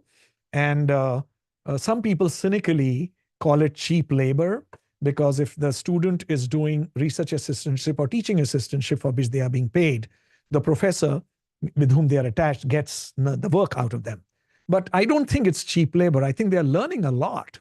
They're learning with the professor. They're learning how the system works. They're learning how to publish a paper. And if you're a clever and a smart PhD student, you will not look at the downside. You will say, I'm here. What can I learn in these 4 or 5 years? Especially with professors actually like teaching you stuff, helping you network. That's right. My co-advisors, I feel blessed I had those co-advisors. They pushed me, they made me do work. It was not a pleasant experience many times, but if they're listening, thank you for being my co-advisors. I'm still in touch with one of them. We still publish papers together after 30 years. We are like brothers. You know, he's my elder brother. He still very strictly tells me what things to do, you know, after being in the field for 30 years. So I really, really respect and appreciate that relationship. So when you publish a paper, does a teaching assistant get any like notice, like any like recognition of that? So yeah, you get recognition by way of, the world learns about the paper. Now journals will do public relations. This paper was published in our journal. As an academic, we read those journals, so we know that paper has been published. And if you're fortunate, that paper gets recognized in some award function, I have never got a major research award for a research paper. But some of my colleagues, my friends have. And I always wonder, how did they get this award? It's so cool to get this award. I really respect them for that. So that's the nature of the recognition sometimes they get. Once in a while, your paper may not get recognized immediately, but it becomes a major theory later in life. Yeah. Michael Porter's theory of comparative strategy. Michael Porter at Harvard took 6 years to finish his PhD, is what I understand. And his comparative strategy theory is today taught at almost every half-decent business school. This happened like 50 years back. So at that point in time, it wasn't kind of an award-winning dissertation as far as I know, but he's become synonymous with comparative strategy, in my understanding. And if Michael is listening, my apologies if I'm misrepresenting your work. But so the recognition might come years later, So Mozart was not recognized during his lifetime. He was recognized in the court of his kingdom, but he was not recognized globally. He was recognized centuries later. Sometimes that's how research works. So there's I think it's called the Nobel Prize for Physics, right? We're big prize. Is there something equivalent to that for the marketing? No. There is a Nobel Prize for economics. That is the closest business-related field. Okay. But there is no Nobel Prize for economics. There's no Nobel Prize for psychology. Okay. No. So what is a transgression? Okay. This is coming to the something that I have published recently. Thank you for asking. So we talk about brand transgressions, Jason. Let me give you an example, then I'll define it formally. So the Boeing company is going through some really turbulent weather, right? I'm sorry to use that pun. I don't mean to laugh, but yeah, they're going some stuff right now. And we love that corporation, not just because they are in our backyard and we are in their backyard, but because it runs the economy, the world economy, the company, the, transportation, military, so many things are rested on the company's activities. So when Boeing's first 737 MAX crashed in 2018, I don't know about many people thought it was probably an aberration, once in a while flights crash. Then another crash occurred in October 2019. Same plane, same model, 737 MAX. That is when the scrutiny started.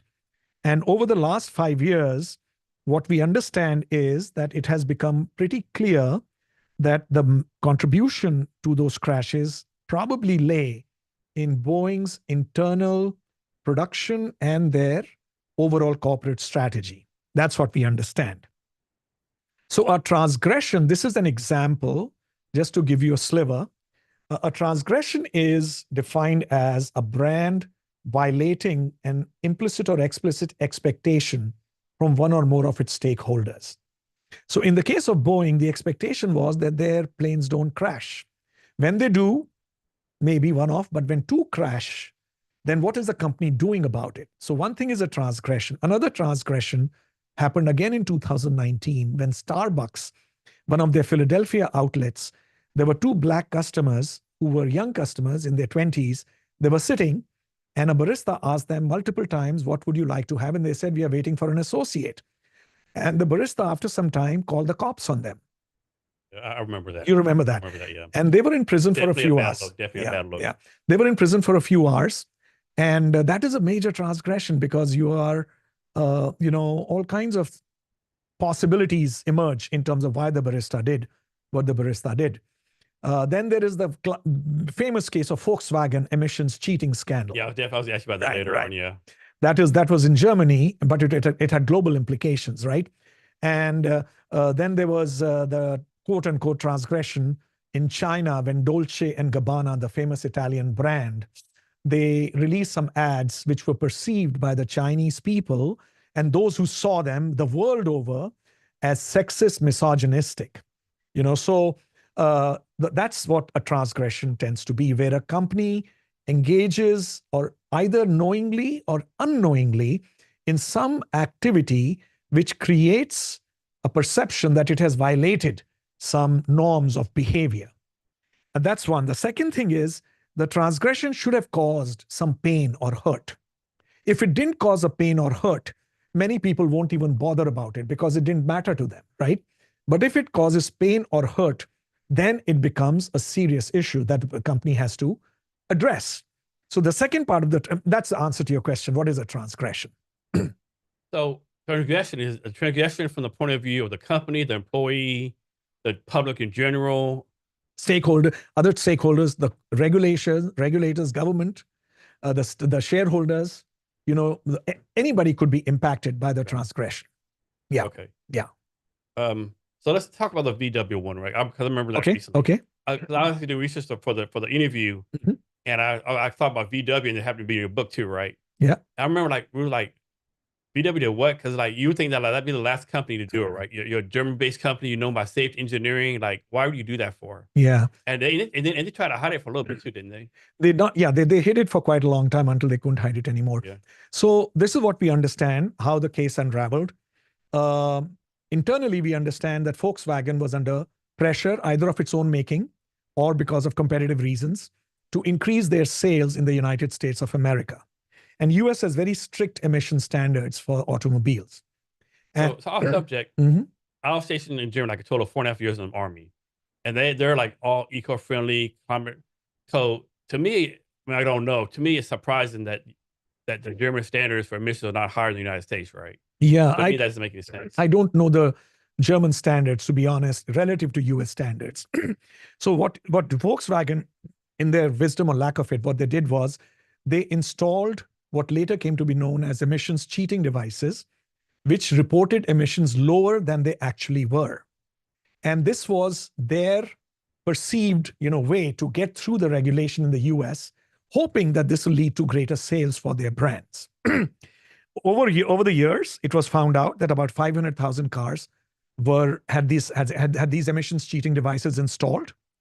And more damaging, as much as they denied, their CEO denied that I didn't know about it. Then later on, it was found that he knew about it and he had explicitly sanctioned the use of this device. Today, what we understand is he is missing and he's wanted for criminal misconduct in several European countries, is what we understand. So that was the case that Volkswagen had to deal with. They faced lawsuits all over Europe. In US, they really, really had to face some serious consequences. On date, if I'm not mistaken, they are poorer by about $35 billion because of that emissions cheating device that they installed. Of course, they had to withdraw it, they had to recall their cars, and so on and so forth. So that is the case that Volkswagen had to deal with. And one was the transgression of volitionally installing those emissions cheating devices, knowingly, advertently. The response to that transgression, I think, created what could have been a noose around the neck of the company, which was they lied about it. According to our understanding, according to our case analysis, they misrepresented the truth for many, many years. Yeah. Do you think they've overcome this yet, or they're still struggling with this? They're still trying. Well, I don't think they are out of the woods yet in terms of the case. The cases, as they're still involved in legal cases. They do not have these emissions cheating devices any longer. All those cars have been recalled, which is good news. And they have recovered a lot of ground in terms of sales.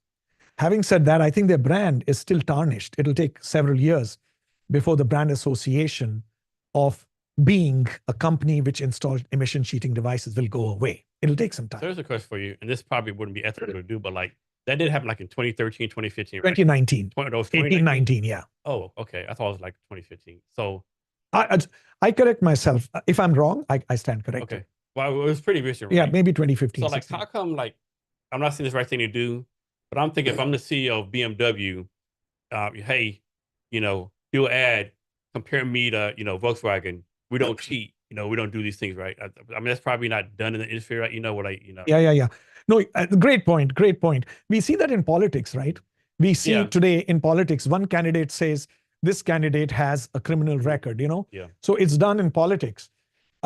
In industry, specific to legal problems that a competitor faces, again, I'm not the most informed individual on the planet, but I have never seen a competitor attacking you in public, in the media. Yeah. They could use that as an opportunity to push their own agenda in the marketplace. When they realize that a competitor is struggling with sales or whatever, then they start pushing their own brand, they start aggressively advertising, they start promoting their brand, and so on and so forth. Yeah, those things we know happen, but attacking competitors in public is not seen as, I don't know about, maybe it's not seen as ethical. Yeah, professional or something, or that's possible. The other thing is, when you call, when it's what we say, the pot calling the kettle black, it's possible tomorrow the competitors' actions are revealed of some kind, So I think most companies and brands are sensitive to that possibility. At one point in time, Lufthansa airline used to say we are one very, very safe airline. And the fact was they had never had a blemish in their safety record, so they could say that. They never said we are the safest airline in the world. There's a big difference. Yeah. Big difference. Yeah. And if, assume for a moment, and I thought about it when I was working in advertising, if Lufthansa had a mishap, will the other airlines go to town saying, look, they said we are the safest airline in the world, but they are not? I don't think airlines will do that, because what if it happens to them? So that probably is the rational reason why they don't attack competitors. But they do attack competitors on other dimensions. If the product is not effective, the product creates side effects, or the product doesn't last long enough, or whatever it is, then they do attack them. Yeah, I might be rumors wrong. I remember this other VW stuff came out. People were like, well, first, like, this ain't true. There's no way. It's like, and then, oh, wow, it is true, right? I think it took the public a while because the VW had such a good brand back then, right? Bingo. Like, there's no way this is possible. Like, someone is lying or is false reporting, and then like, oh, shit, this is true. Yeah. Absolutely. I think you've touched upon this notion of brand equity. Yeah, brand equity. You really talked about it's a strong brand. Volkswagen is a strong brand. So when people were in denial, like you were saying, I don't think it's true. How can Volkswagen be doing this? That comes partly from our understanding of Volkswagen as a brand and its country of origin, which is Germany. You know, we have certain associations, and an act of this kind is not usually one of those associations. Now, the fact that Volkswagen's sales are back up, I think, is also because how strong the brand is. You know, in some countries, or for some brands, this could have been pretty much the end of the road. But Volkswagen, it was not the end of the road, and their sales are back up, partly because Volkswagen as a brand is a strong brand. They have built a very, very successful, powerful brand, much like, you know, BMW, Audi, Mercedes, whichever brands you can think of. So I was listening to a podcast your wife on recently, and you're all talking about doing the right thing. Like, what is doing the right thing? 'Cause I think people have different definitions of the right thing. That's right. That's right. So in what we say, the first principle that we talk about when a brand is perceived to have transgressed, we say the first principle, which is pretty much the parent principle, is do the right thing. And by doing the right thing, what we mean is the first reaction, hopefully, of the entire organization is how do we address the pain and the hurt of the stakeholders who have been affected by this perceived transgression. So the case that we cover is a well-known case, but it is forgotten, is that of Tylenol. Tylenol in 1982. Remember that in Chicago, right? In Chicago, exactly. Because that's the reason they have the plastic things of the Bingo, the tamper-proof packaging. So Tylenol in 1982, 7 consumers died from consuming Tylenol, and it was found that those Tylenol capsules were laced with cyanide, 10,000 times what is needed to kill a human being. And even today, we haven't found the troublemaker. Nobody knows the troublemaker. But what Tylenol's CEO, his name is James Burke, and I hope the readers will engrave his name in their minds and hearts. The first thing he said, according to legend, in the meeting where they met to discuss how do we respond as a company was, how do we protect the people? That was the first question he asked. The second question was, how do we protect the brand? So we believe this is demonstrating the principle, do the right thing. He said, we need to protect the people. And the amazing thing about this case, Jason, is that this company wasn't found to be not at fault. Tylenol's cyanide lacing was not done in its production facilities or in its supply chain. Somebody did it probably in the pharmacy. Yeah, probably opening some bottles up. That's exactly right. And Tylenol was not at fault. In spite of that, Tylenol said, how do we protect the people as their first question? Starting from that question, the entire playbook opened up. Everything started with that question. Tylenol became transparent, like transparent. They invited the media, they invited the regulators, they voluntarily recalled the product, voluntarily they did a micro-level audit of their supply chain, their production. They opened a hotline for consumers. At that time, there was no internet, there was no email, there was no social media. There was 800 line. So they had operators who were giving consumers real-time information about Tylenol. And one of the most striking things that James Burke did was he went on multiple TV channels and radio channels, and he said to consumers, don't buy Tylenol. He said, don't buy Tylenol. This was his way of doing the right thing. At today's prices, that entire 3-month effort cost the company $300 million. At today's effort, today's exchange rate, today's purchasing power parity and stuff like that. Think about it. If a company has to do $300 million to basically fix their problem, most companies will balk at it. And there is so much stuff flying around in the media. Your reputation is at stake, right? Many companies will say, no, I'm not going to do this. And truth is, James Burke got a pushback from his own senior executives. They said it's an overreaction. But he was clear. How do we protect the people? Is doing the right thing. In our book, we say, first, recognize victims have your actions knowingly, unknowingly, or perceptually, even if it's not real, has affected some victims in a serious way. They have been harmed. They are hurt. They need immediate response and closure. That's what is doing the right thing. Another case, which is a little different, but it has a different stakeholder and probably not as serious as killing people, is Maggi Noodles, which is a brand of instant noodles in India made by Nestle. And Maggi Noodles had this problem, where some regulator, the government official, did testing of Maggi and claimed that it had more MSG, monosodium glutamate, than permitted. Now, the reason why this could be a problem is because much of Maggi was eaten by children. And parents were very conscious about the health of their children. And more MSG means more health issues potentially. So the consumers were confused, they were angry, they wanted answers. But what Maggi did, in our opinion, was they lost a few tricks. They first of all kept silent for quite a long time. You can't afford to be silent in today's day and age for as much as even a week is too long. Even a week is too long. Sometimes we say even 2 days is too long. Number one. Number two, they went to the regulators and said, you're wrong. We are going to do our own testing. I think Maggi was speaking from a place of pride and Swedish, production standards. They are an amazing corporation, right? But we think this was not the correct thing to do. They pretty much took the... I think some of it was like, we're from Sweden, you're from India. Obviously, you're from India. Your stuff is like subpar. Could be. I don't know the reason, psychology behind it. But Maggi should have, we think Nestle should have known better, because the regulators in India have been known to push back when somebody pushes them back. They have been known to do that. So Maggi got into the crosshairs of regulators. Now, the good news is Maggi did its own testing and found it did not have excess MSG. So the narrative was false. However, by this time, the media was all over, out there. The public knows about it. There was boycott. People were saying boycott Maggi. The whole category of noodles, instant noodles, shrank. The whole category shrank. Maggi was 80% shareholder. So if the dominant brand leader has these associations, people rightly or wrongly associate the whole category with it. The whole category shrank, and there were boycott notices for Maggi. People were crying, really loudly, triggered. Crying meaning they were angry. And Maggi was, I think that they should have followed the Tylenol playbook. They're completely open. We know we are not at fault. Why do you have to worry? They should have opened their production units, supply chain. They should have done exactly what Tylenol did, and the truth would have come out. And they should have been completely open to every stakeholder on the planet. We are open. Tell us what you want to know. They released ads in which they said something to the effect, we understand there's a problem.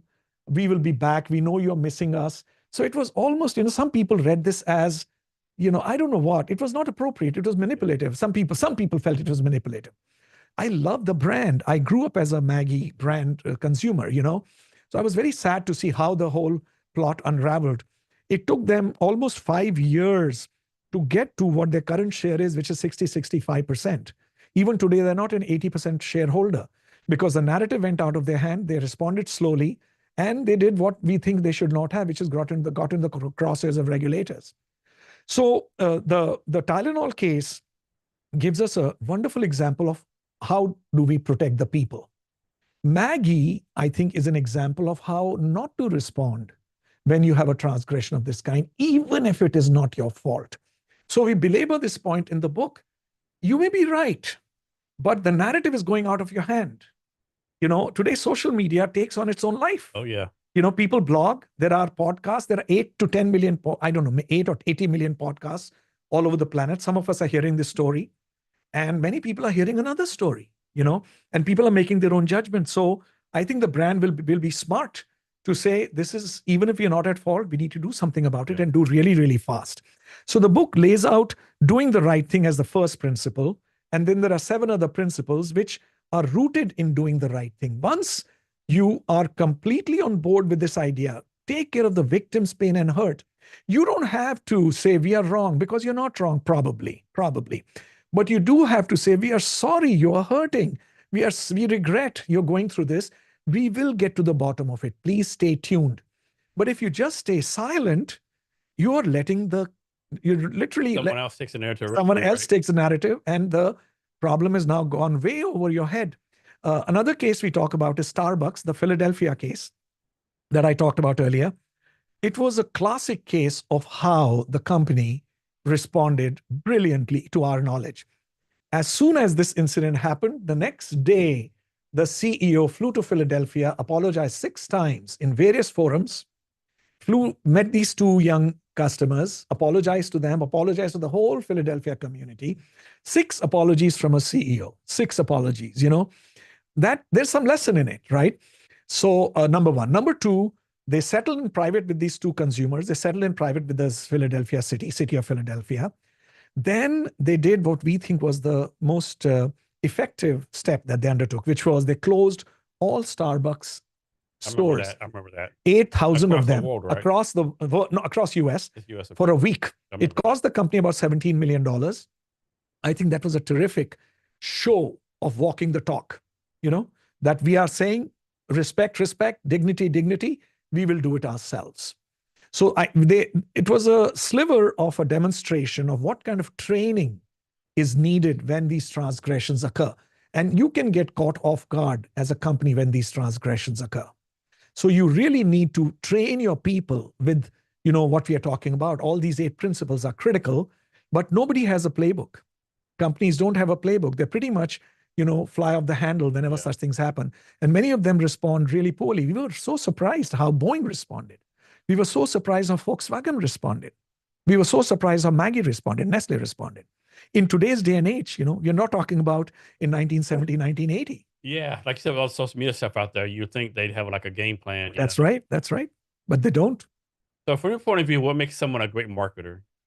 So I think a great marketer, to my knowledge, is an individual who follows a structured process of understanding and enacting out the marketing strategy.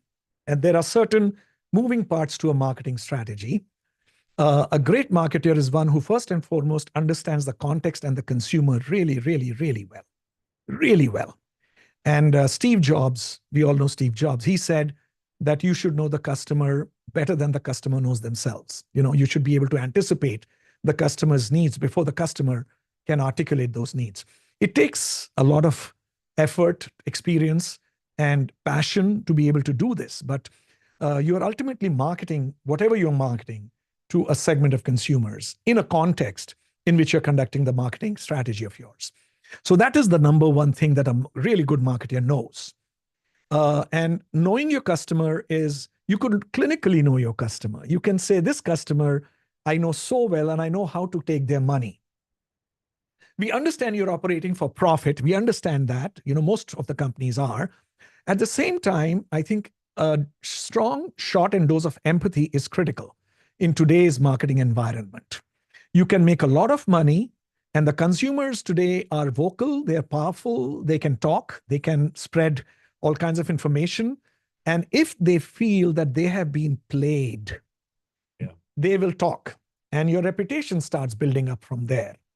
So you need to be authentic about your effort. By authentic, we mean that your promises, whatever promises you make, you must be able to fulfill those promises obsessively, moment to moment, minute after minute, hour after hour, day after day, year after year. And you are a company, you will make mistakes. If you make mistakes, which is what we call transgressions, be the first to own them and say, oops, we are sorry this happened, we will take care of it. That's what we call in the book brand authenticity. So a good marketer, a really terrific marketer, operates with these principles firmly inside their minds and hearts. And then there are some other steps, they must understand their own company's capabilities and resources, because you could, facetiously, I talk in the marketing class, I want to be Tom Cruise, but I'm not, I can't be Tom Cruise. And my guess is Tom Cruise can't be a marketing professor like I am. So I need to know my resources, capabilities really well, and know what are my boundaries, what are my limits. If I want to stretch those boundaries, great, then I have to do work at it, right? So I need to know myself as a company. What can I do? What can't I do? And if I can't do certain things and I want to attain that can't do, then I need to build resources, capabilities. Then I need to understand my competition. I can't be sleeping, right? If I'm sleeping and I'm doing a damn good job with taking care of consumers, but competition is doing an even better job, right? Sooner or later, I will become a dinosaur. So Harley Davidson faced this in the 50s and the 60s. They were the champions of the road in the US. When Honda came in, they were caught snapping. So they were really, really, sort of sleeping, in my opinion. They were taking, long naps, and they didn't do much about Honda taking over. And Honda came in with a very different strategy. Then more Japanese competitors came into the market. And in about 30 years' time, Harley Davidson's share went from 80% to 5%. So Harley Davidson was almost looking at its own grave. Then certain events took place where it was able to bounce back. And that's a different story. The point I'm trying to make is Competition. Understanding your competition is critical. What makes them tick? Can you imagine one day Weather Channel will be threatening ABC, CBS, and NBC? Think about it, right? Weather Channel, for crying out loud.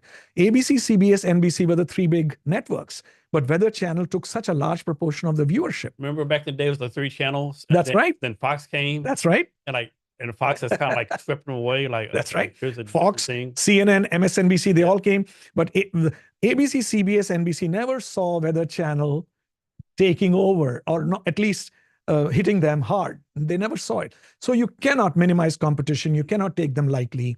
And you really need to have a very strong competitive orientation. So this is what we call, understand the context, consumer, competition, and your own company. And then look at ways and means of building resources, capabilities, then identify your goals and objectives. What do I want to achieve? And then the heart of marketing strategy is, creating associations with a specific target segment, with a segmented, choose a segment that you want your consumers to be. Choose that segment and then say, what do you want them to believe about you? This is what you want them to believe about you. And this is why you want them to believe about you. Now go to town executing that.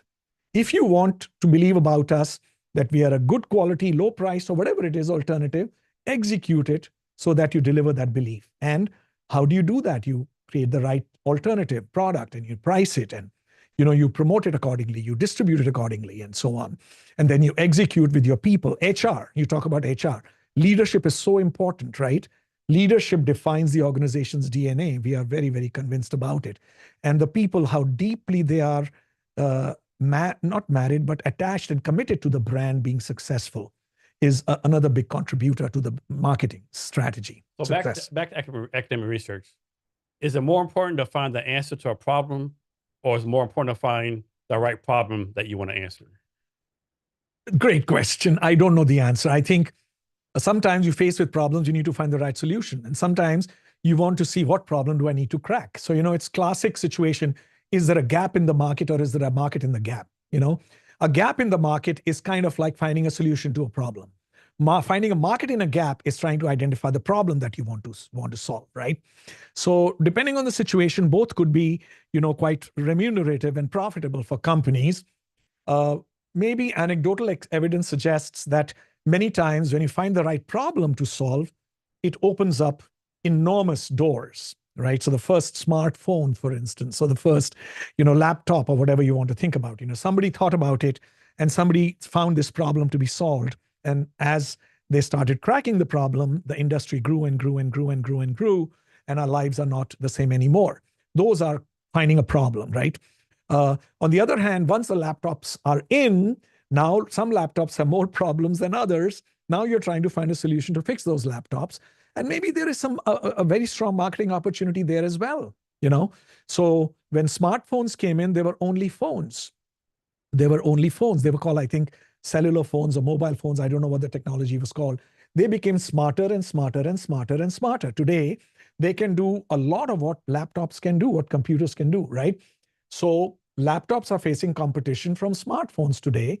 And if computer manufacturers and laptop manufacturers believe that they can crack this problem that they're facing with smartphones as a competition, then they need to solve that problem. So that's the nature of the problem that we probably need to think about.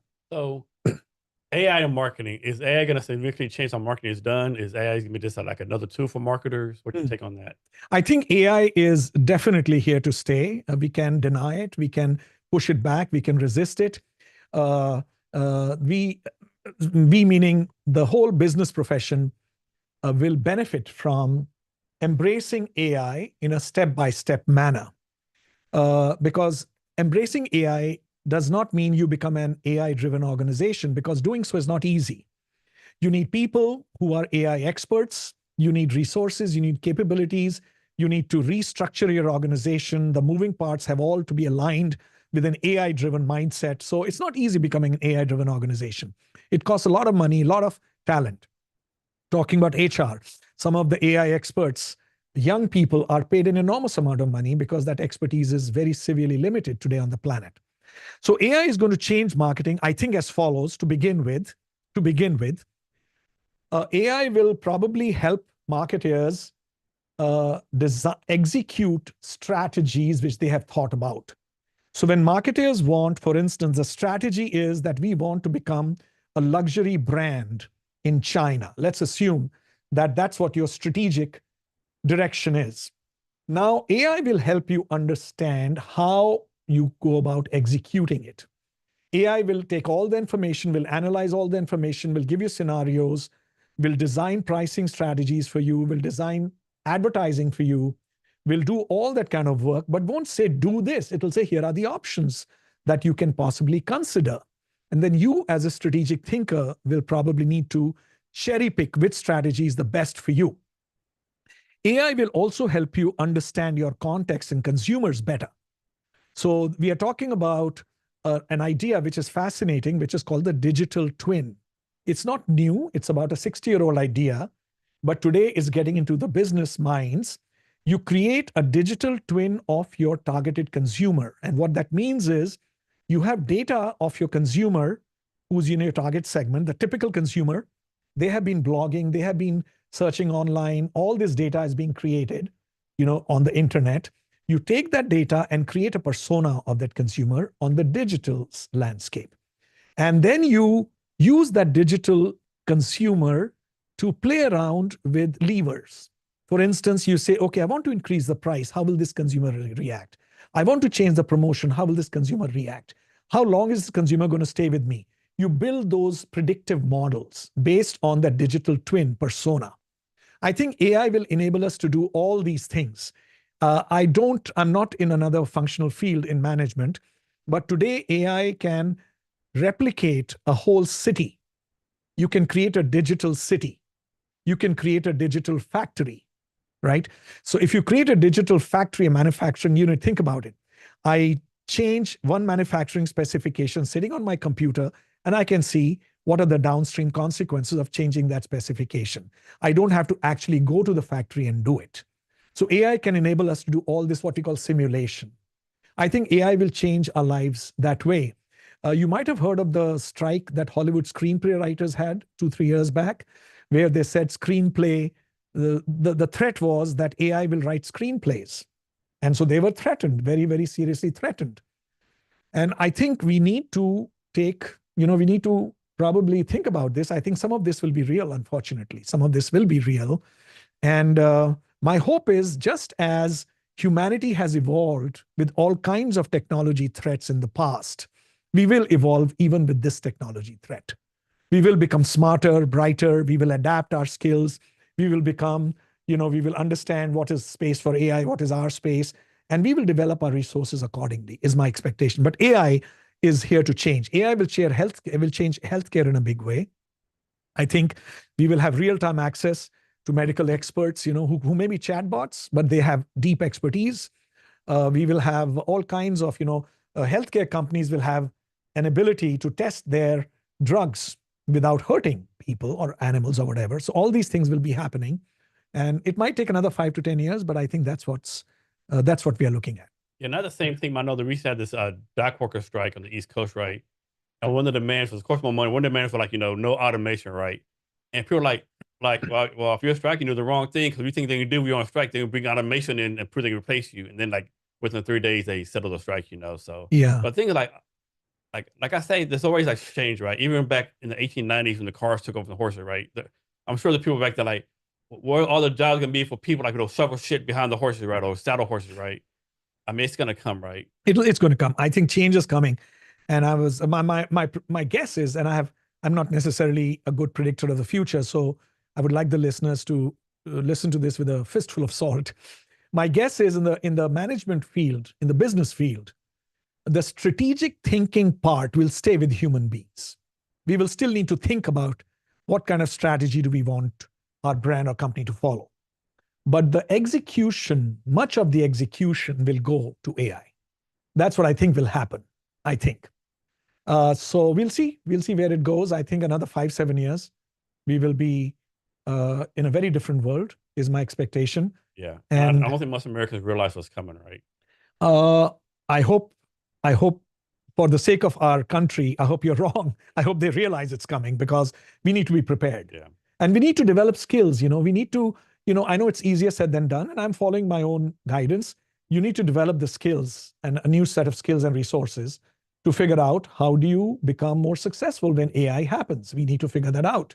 So I'm developing research, which is AI related to some extent. I was talking to a gentleman yesterday who lives in Germany to understand how the brain works when you see certain marketing stimuli. And he uses an AI algorithm to analyze the data. So we need to develop these new methods, new technologies, new resources, new skills. And it will be challenging. It will be challenging. But as you said, we have always had change. There's always. change. Always. Yeah. It changes all the time. Yeah. So this next question, you might have to be careful how you answer it, right? So talk about the pros and cons of writing a book with your wife. I think the cons are pretty clear for everybody, right? You're in each other's face, you disagree, and you have sometimes these knockout, drag-out battles, and the relationship gets affected for a little while, and all that kind of stuff happens. But so let me give you the context in which this book came about. We were quarantined during COVID. This was when the first few cases were unearthed in Seattle. The first 10, 11 cases on the planet, on the US, came from Seattle. So it was quite scary. There was a lot of anxiety. And, as outdoorsy as we are, we had to stay at home. And I was writing a paper with some co-authors on how COVID will impact marketing. I'm very grateful for that paper because it taught me that during pandemics, when consumers are quarantined, their personal relationships are stressed. That was a huge moment of an aha for me. Is that one thing, not to interrupt you? I think a lot of people during that COVID time, they found out, I love my spouse, but I'm learning I don't like them, right? Yeah. I think that's part of the reason why the relationships get affected. Divorce rates go up. People start drinking a lot, alcoholism and all that. So I used that learning. I spoke to my wife and our daughter. I said, look, this is what I'm learning. This is what pandemics do. So let's have a game plan. And we had a very honest conversation between the three of us, how to distance ourselves from each other when we can't stand each other. When do we come together? How do we resolve problems? How do we, never raise a voice during these quarantine period, listen to each other, stay in different parts of the house, which is fine, but be communicative. And so we had a game plan.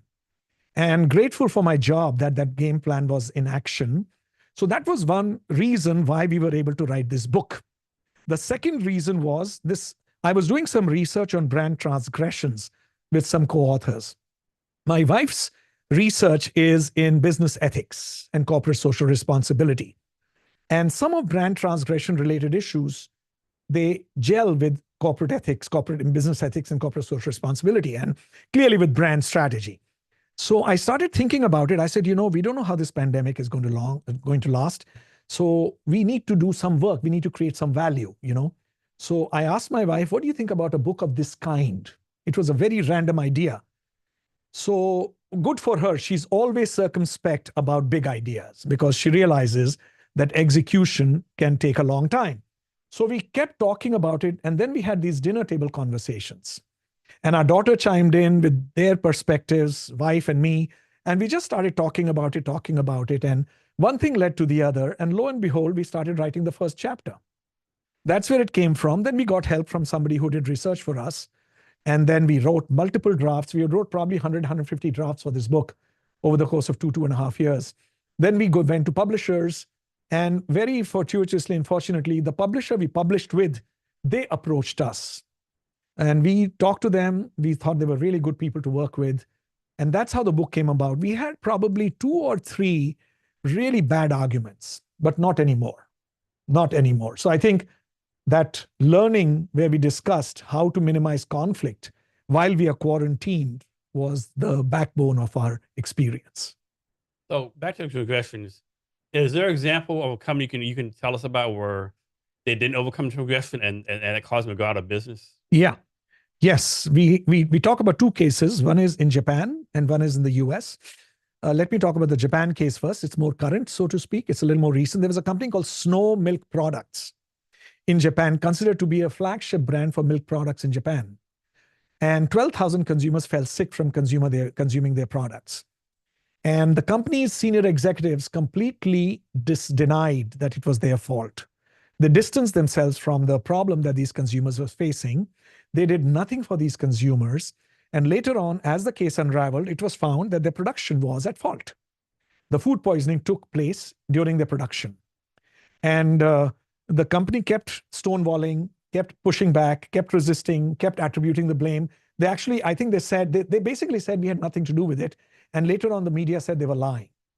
All the top executives were fired. The company closed down. They merged with another 2 companies. The company doesn't exist anymore.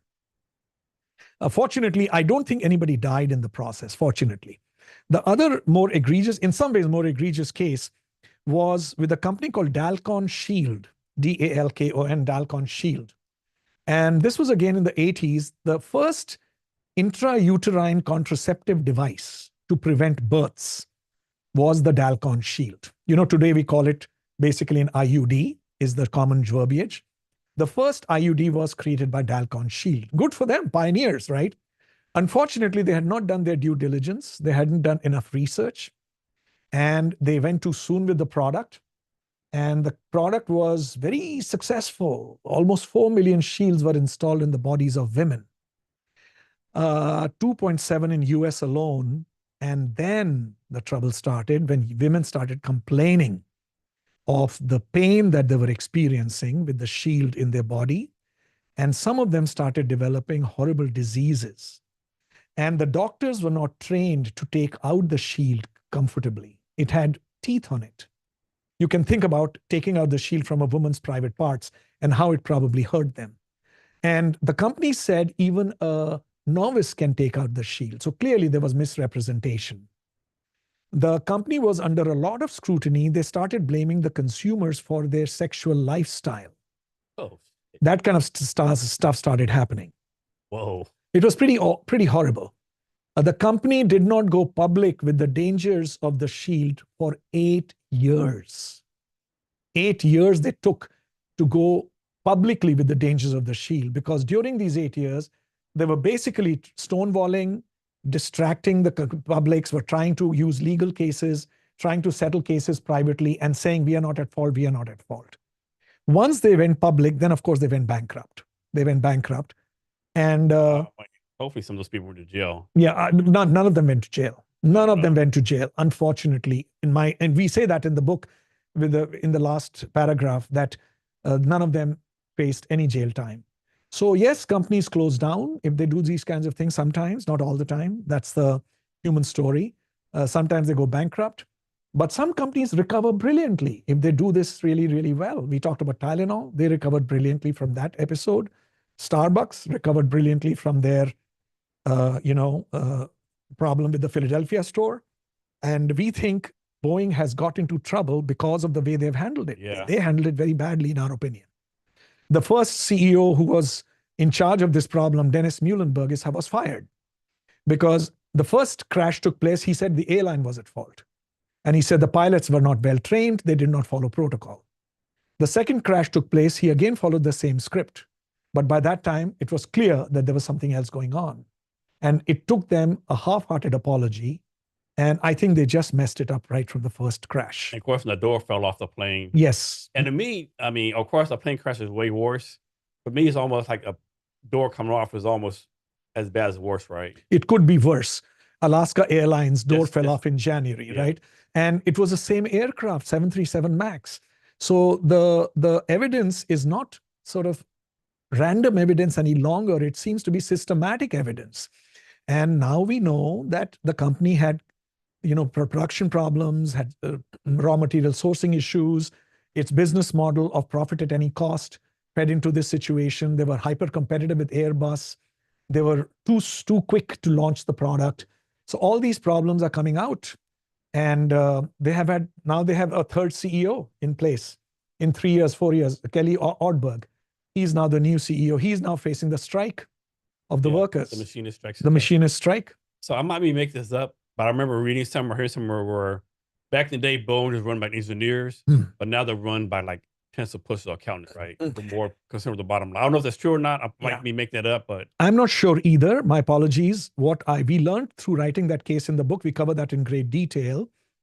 I'm not sure about engineers were running it versus accountants running it, or or marketing people running it. I'm not sure. So I just want to be careful in what I say. But what I do believe is that when Boeing and McDonnell Douglas merged, at that time, Boeing's model became significantly more predicated on profit maximization than it was before that merger. Before that merger, it was more about making the best, the finest, the safest planes on the planet. And then the money, if you do that, the money's going to come. That's right. Yeah, the money will come, and they were a very successful organization. They were brand leader, global leader. Yeah.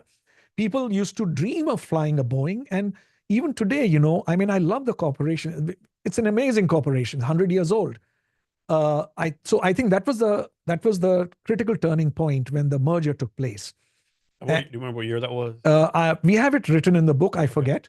But some people said, and again, I'm quoting from the book, that is it that Boeing has taken over McDonnell Douglas? Has McDonnell Douglas taken over Boeing? Yeah, good point. Because the culture shifted towards McDonnell Douglas's culture rather than Boeing's culture. No, Boeing was the one who did the takeover. That's exactly right. So I think, so I don't know whether it was engineers or accountants, but it did become a lot more, significantly more, in one of the principles in our book, if I may use that to close this answer, one of the principles that we talk about is choose principle over profit. And profit will follow, is what we captured in that principle. If you do profit over principle, you will compromise on principles. And that's when, things will start falling apart. And Boeing's case is what we talk about. They chose profit over principle. Did you research the book? Did you come over the case of Bluebell ice cream? No. So Bluebell ice cream, I'm from Texas. It's a Texas ice cream company. I'm like, everyone in Texas, Bluebell's the best ice cream ever, right? Like, talking about brand equity, the best of the best.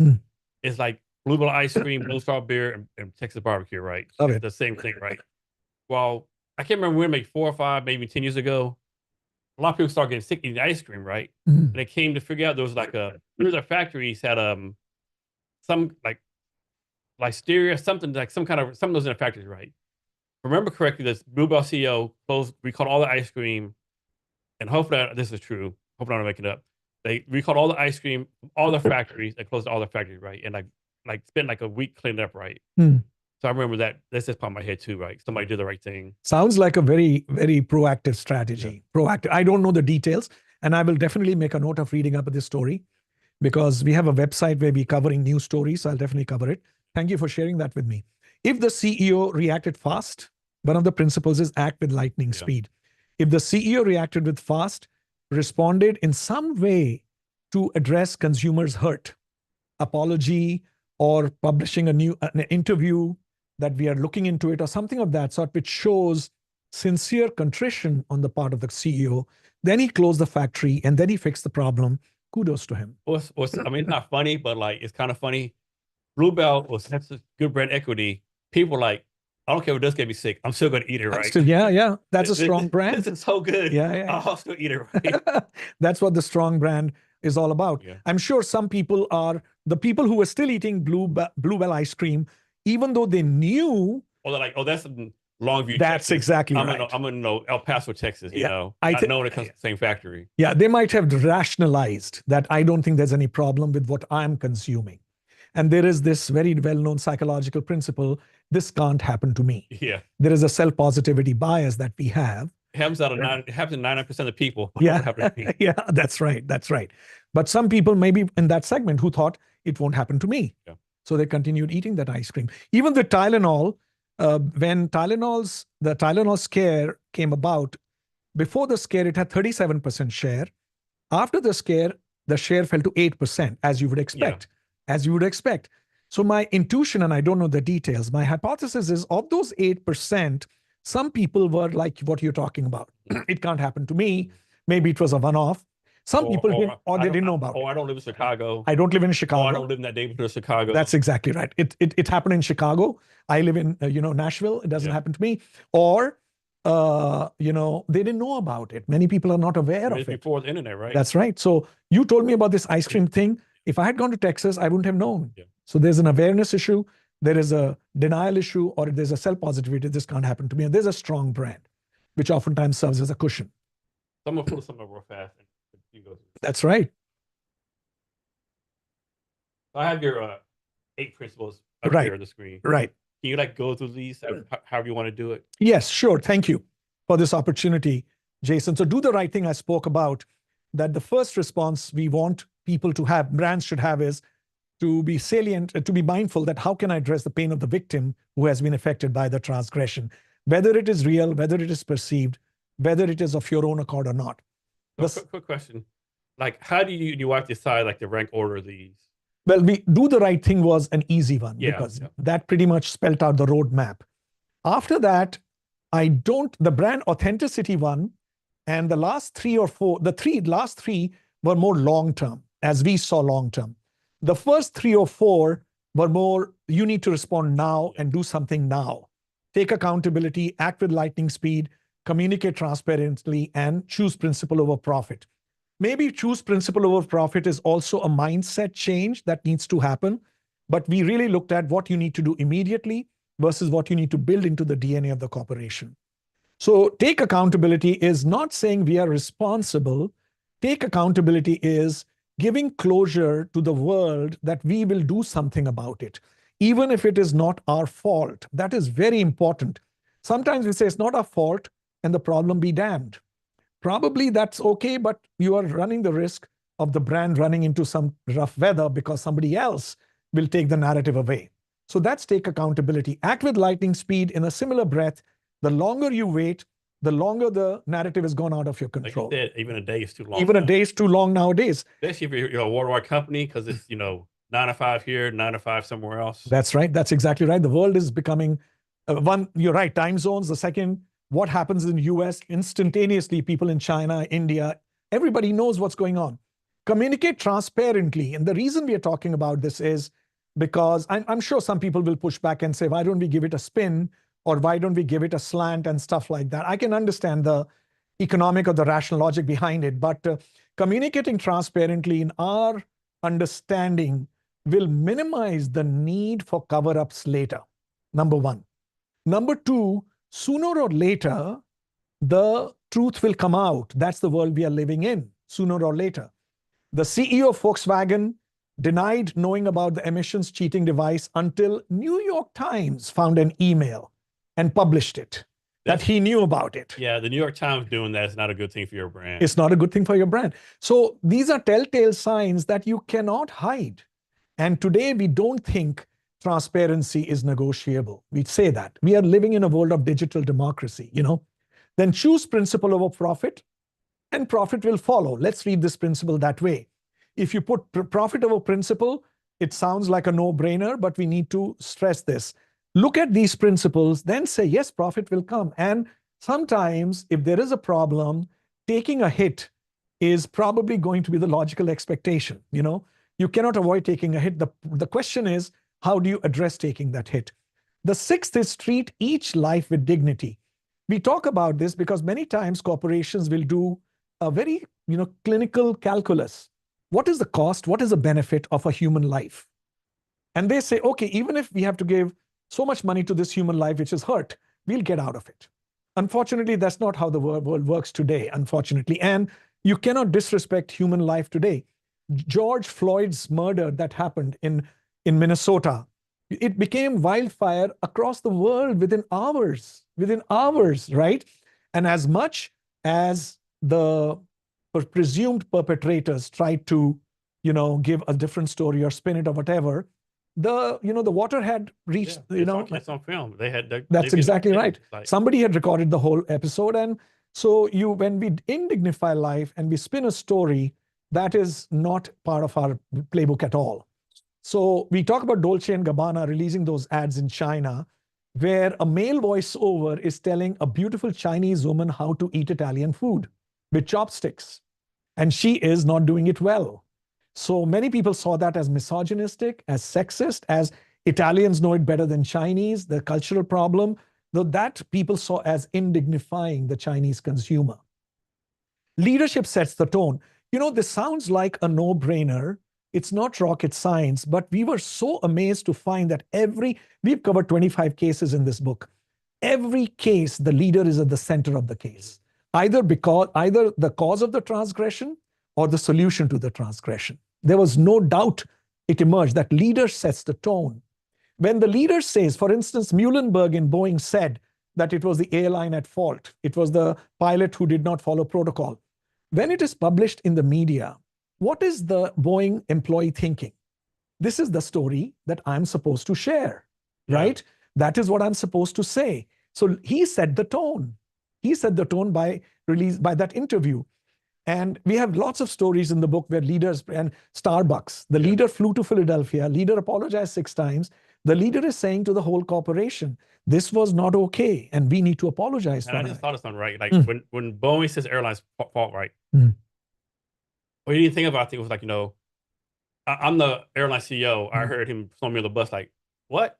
I've paid you millions of dollars on planes, right? And you're gonna say it's my fault? Yeah, exactly. Like, are you kidding me right now? Yeah. Like, I'm about to go to Airbus. That's exactly right. The airline's reputation is being damaged.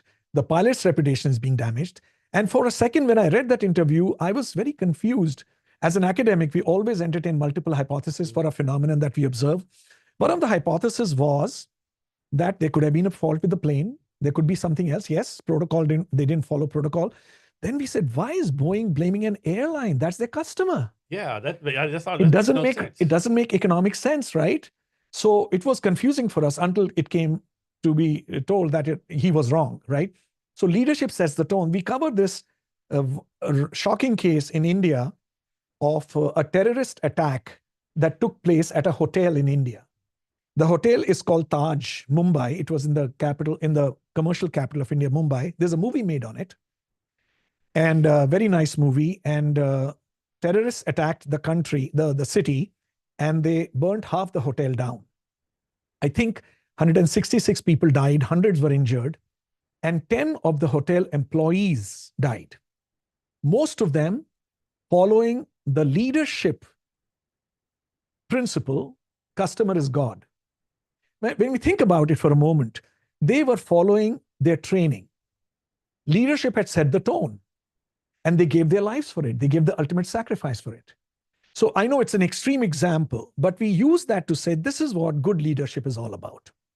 That in the whole hierarchy of your employee base, everybody knows what is good behavior with your stakeholders.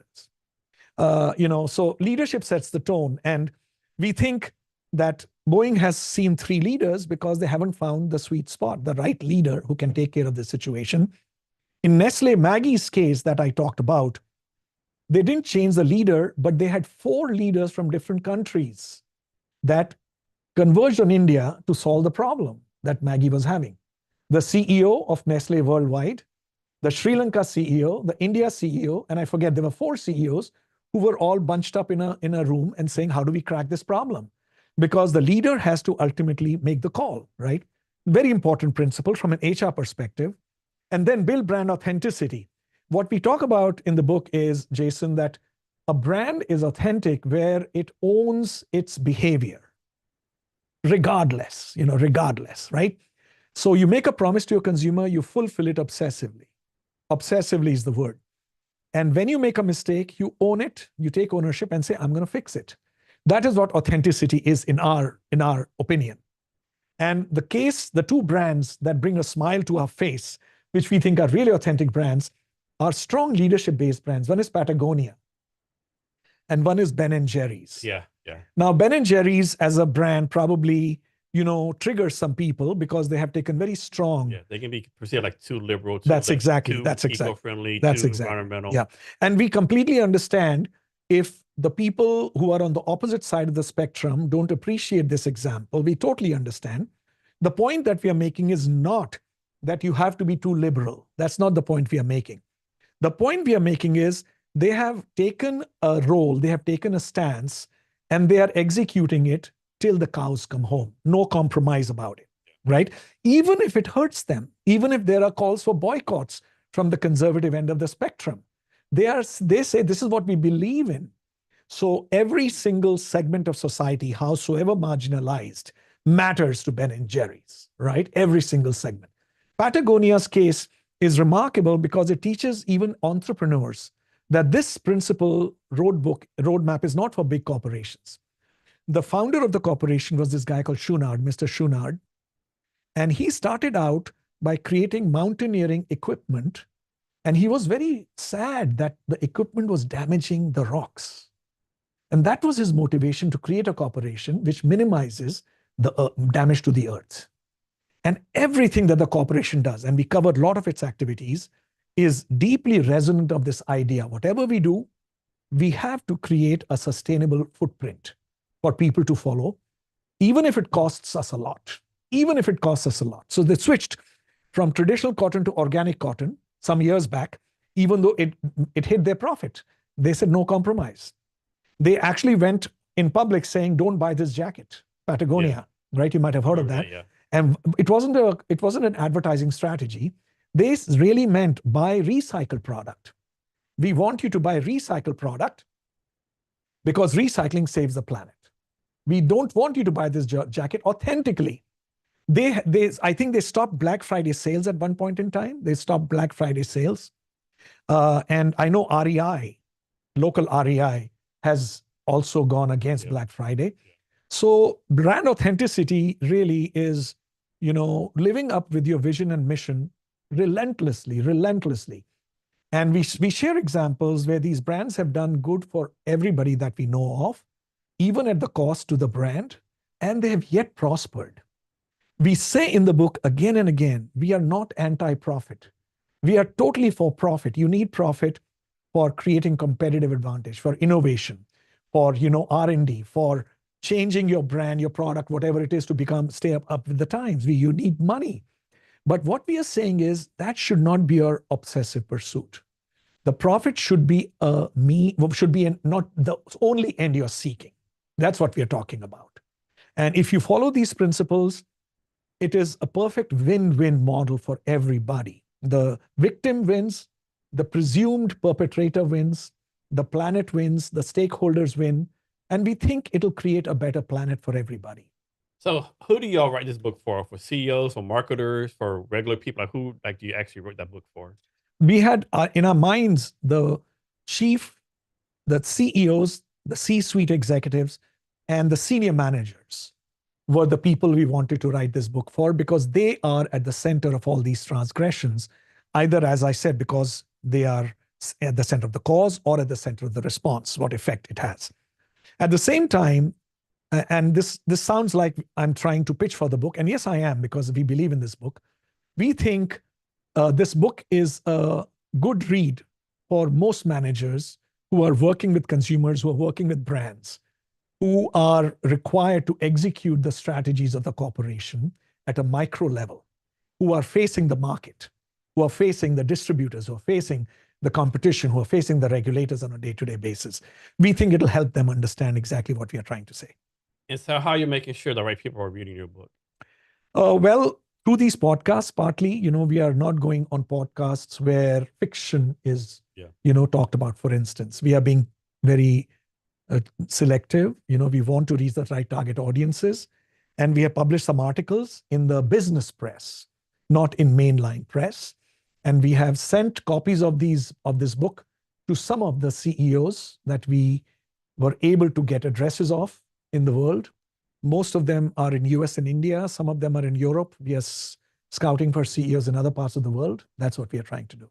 So what is the goal for the book? Is it like sell a certain number of copies? Is it like decrease transgressions in the business war by a certain percent? Like what? The goal for this book is how can we create a playbook which helps literally the planet become better through minimizing transgressions and responding to them in a better way. Those are the two mechanisms we want to use to help the planet become a better place for everybody. We are not against brands, corporations. I do brand strategy. I was in corporations in my past lifetime. We want brands to be successful. We think there's a way to be successful, either minimizing your mistakes or knowing how to respond to those mistakes in a more constructive, empathic, and everybody wins way.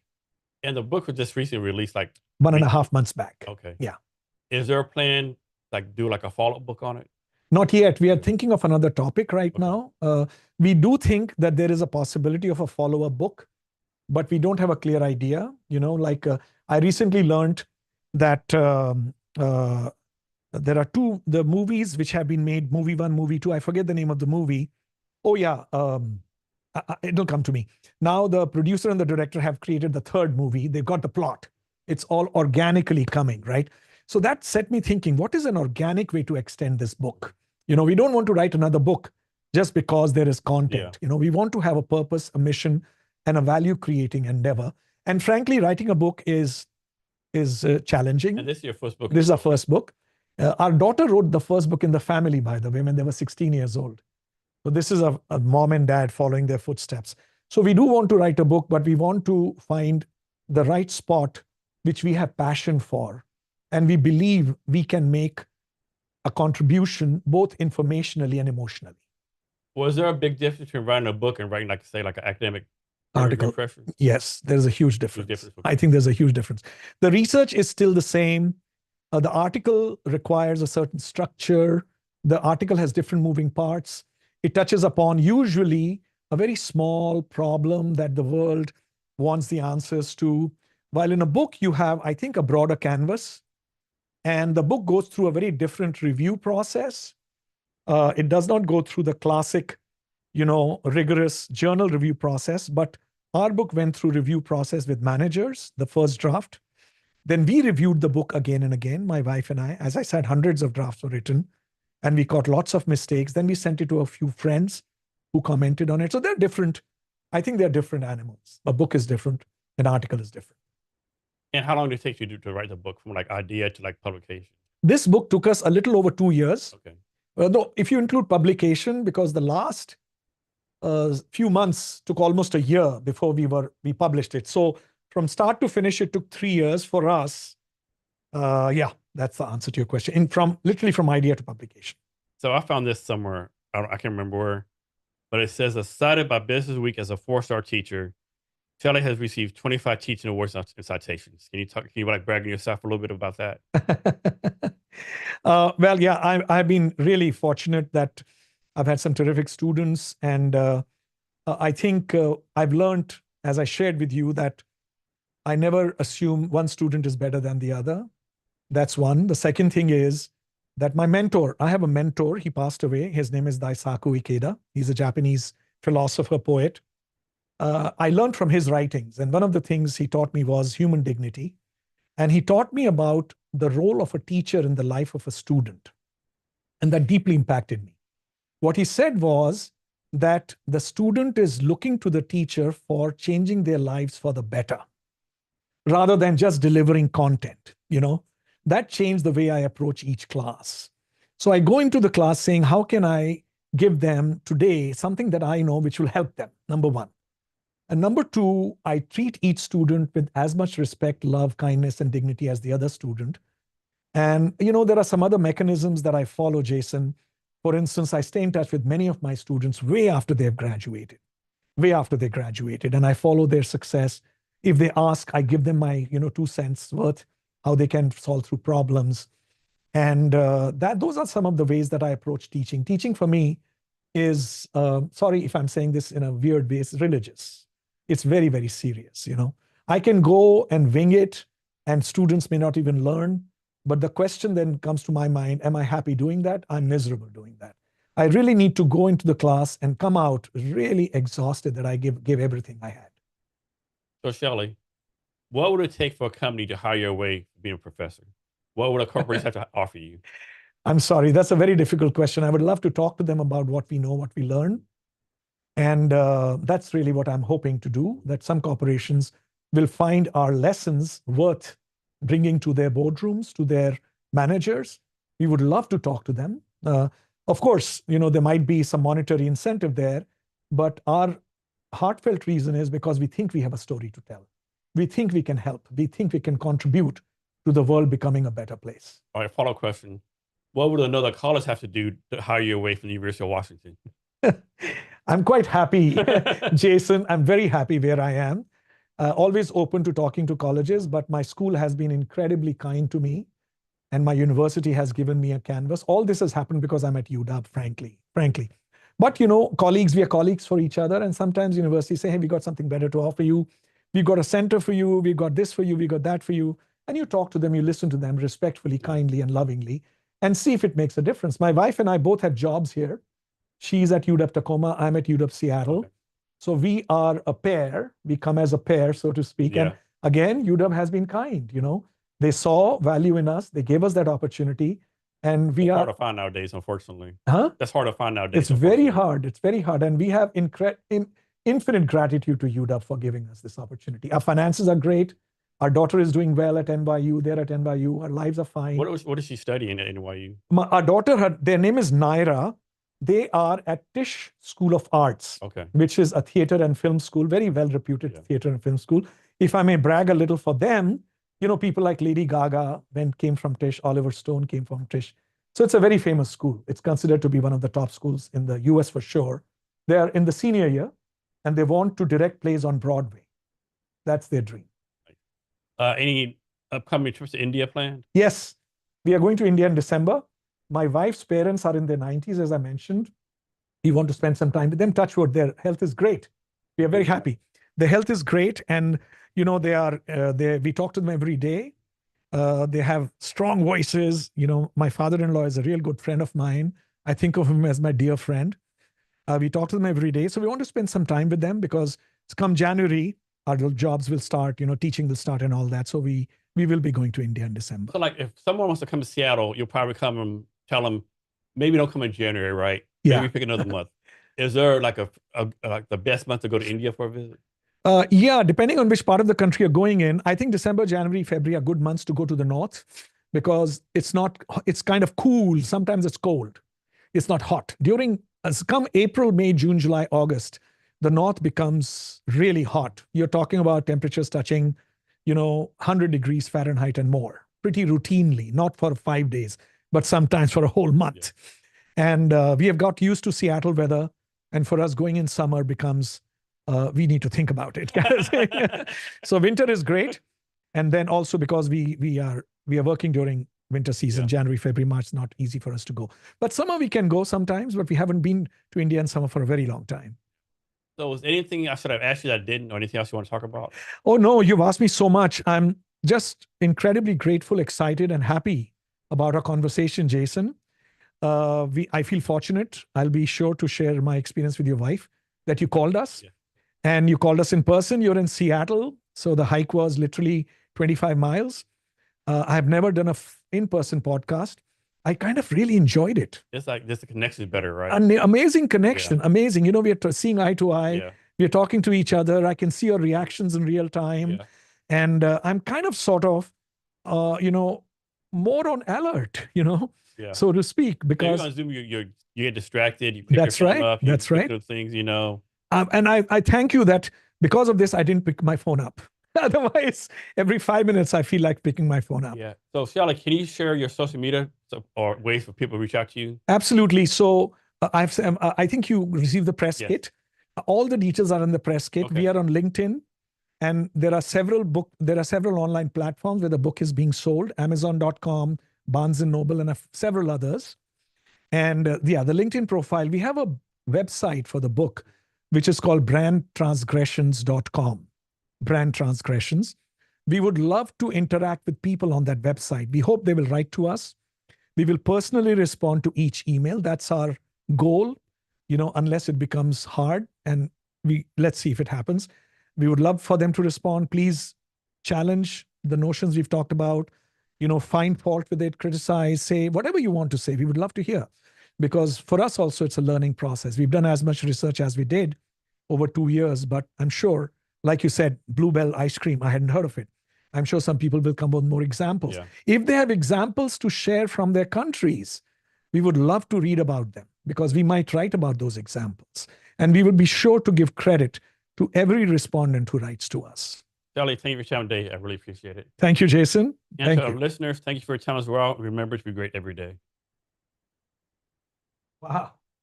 That was amazing.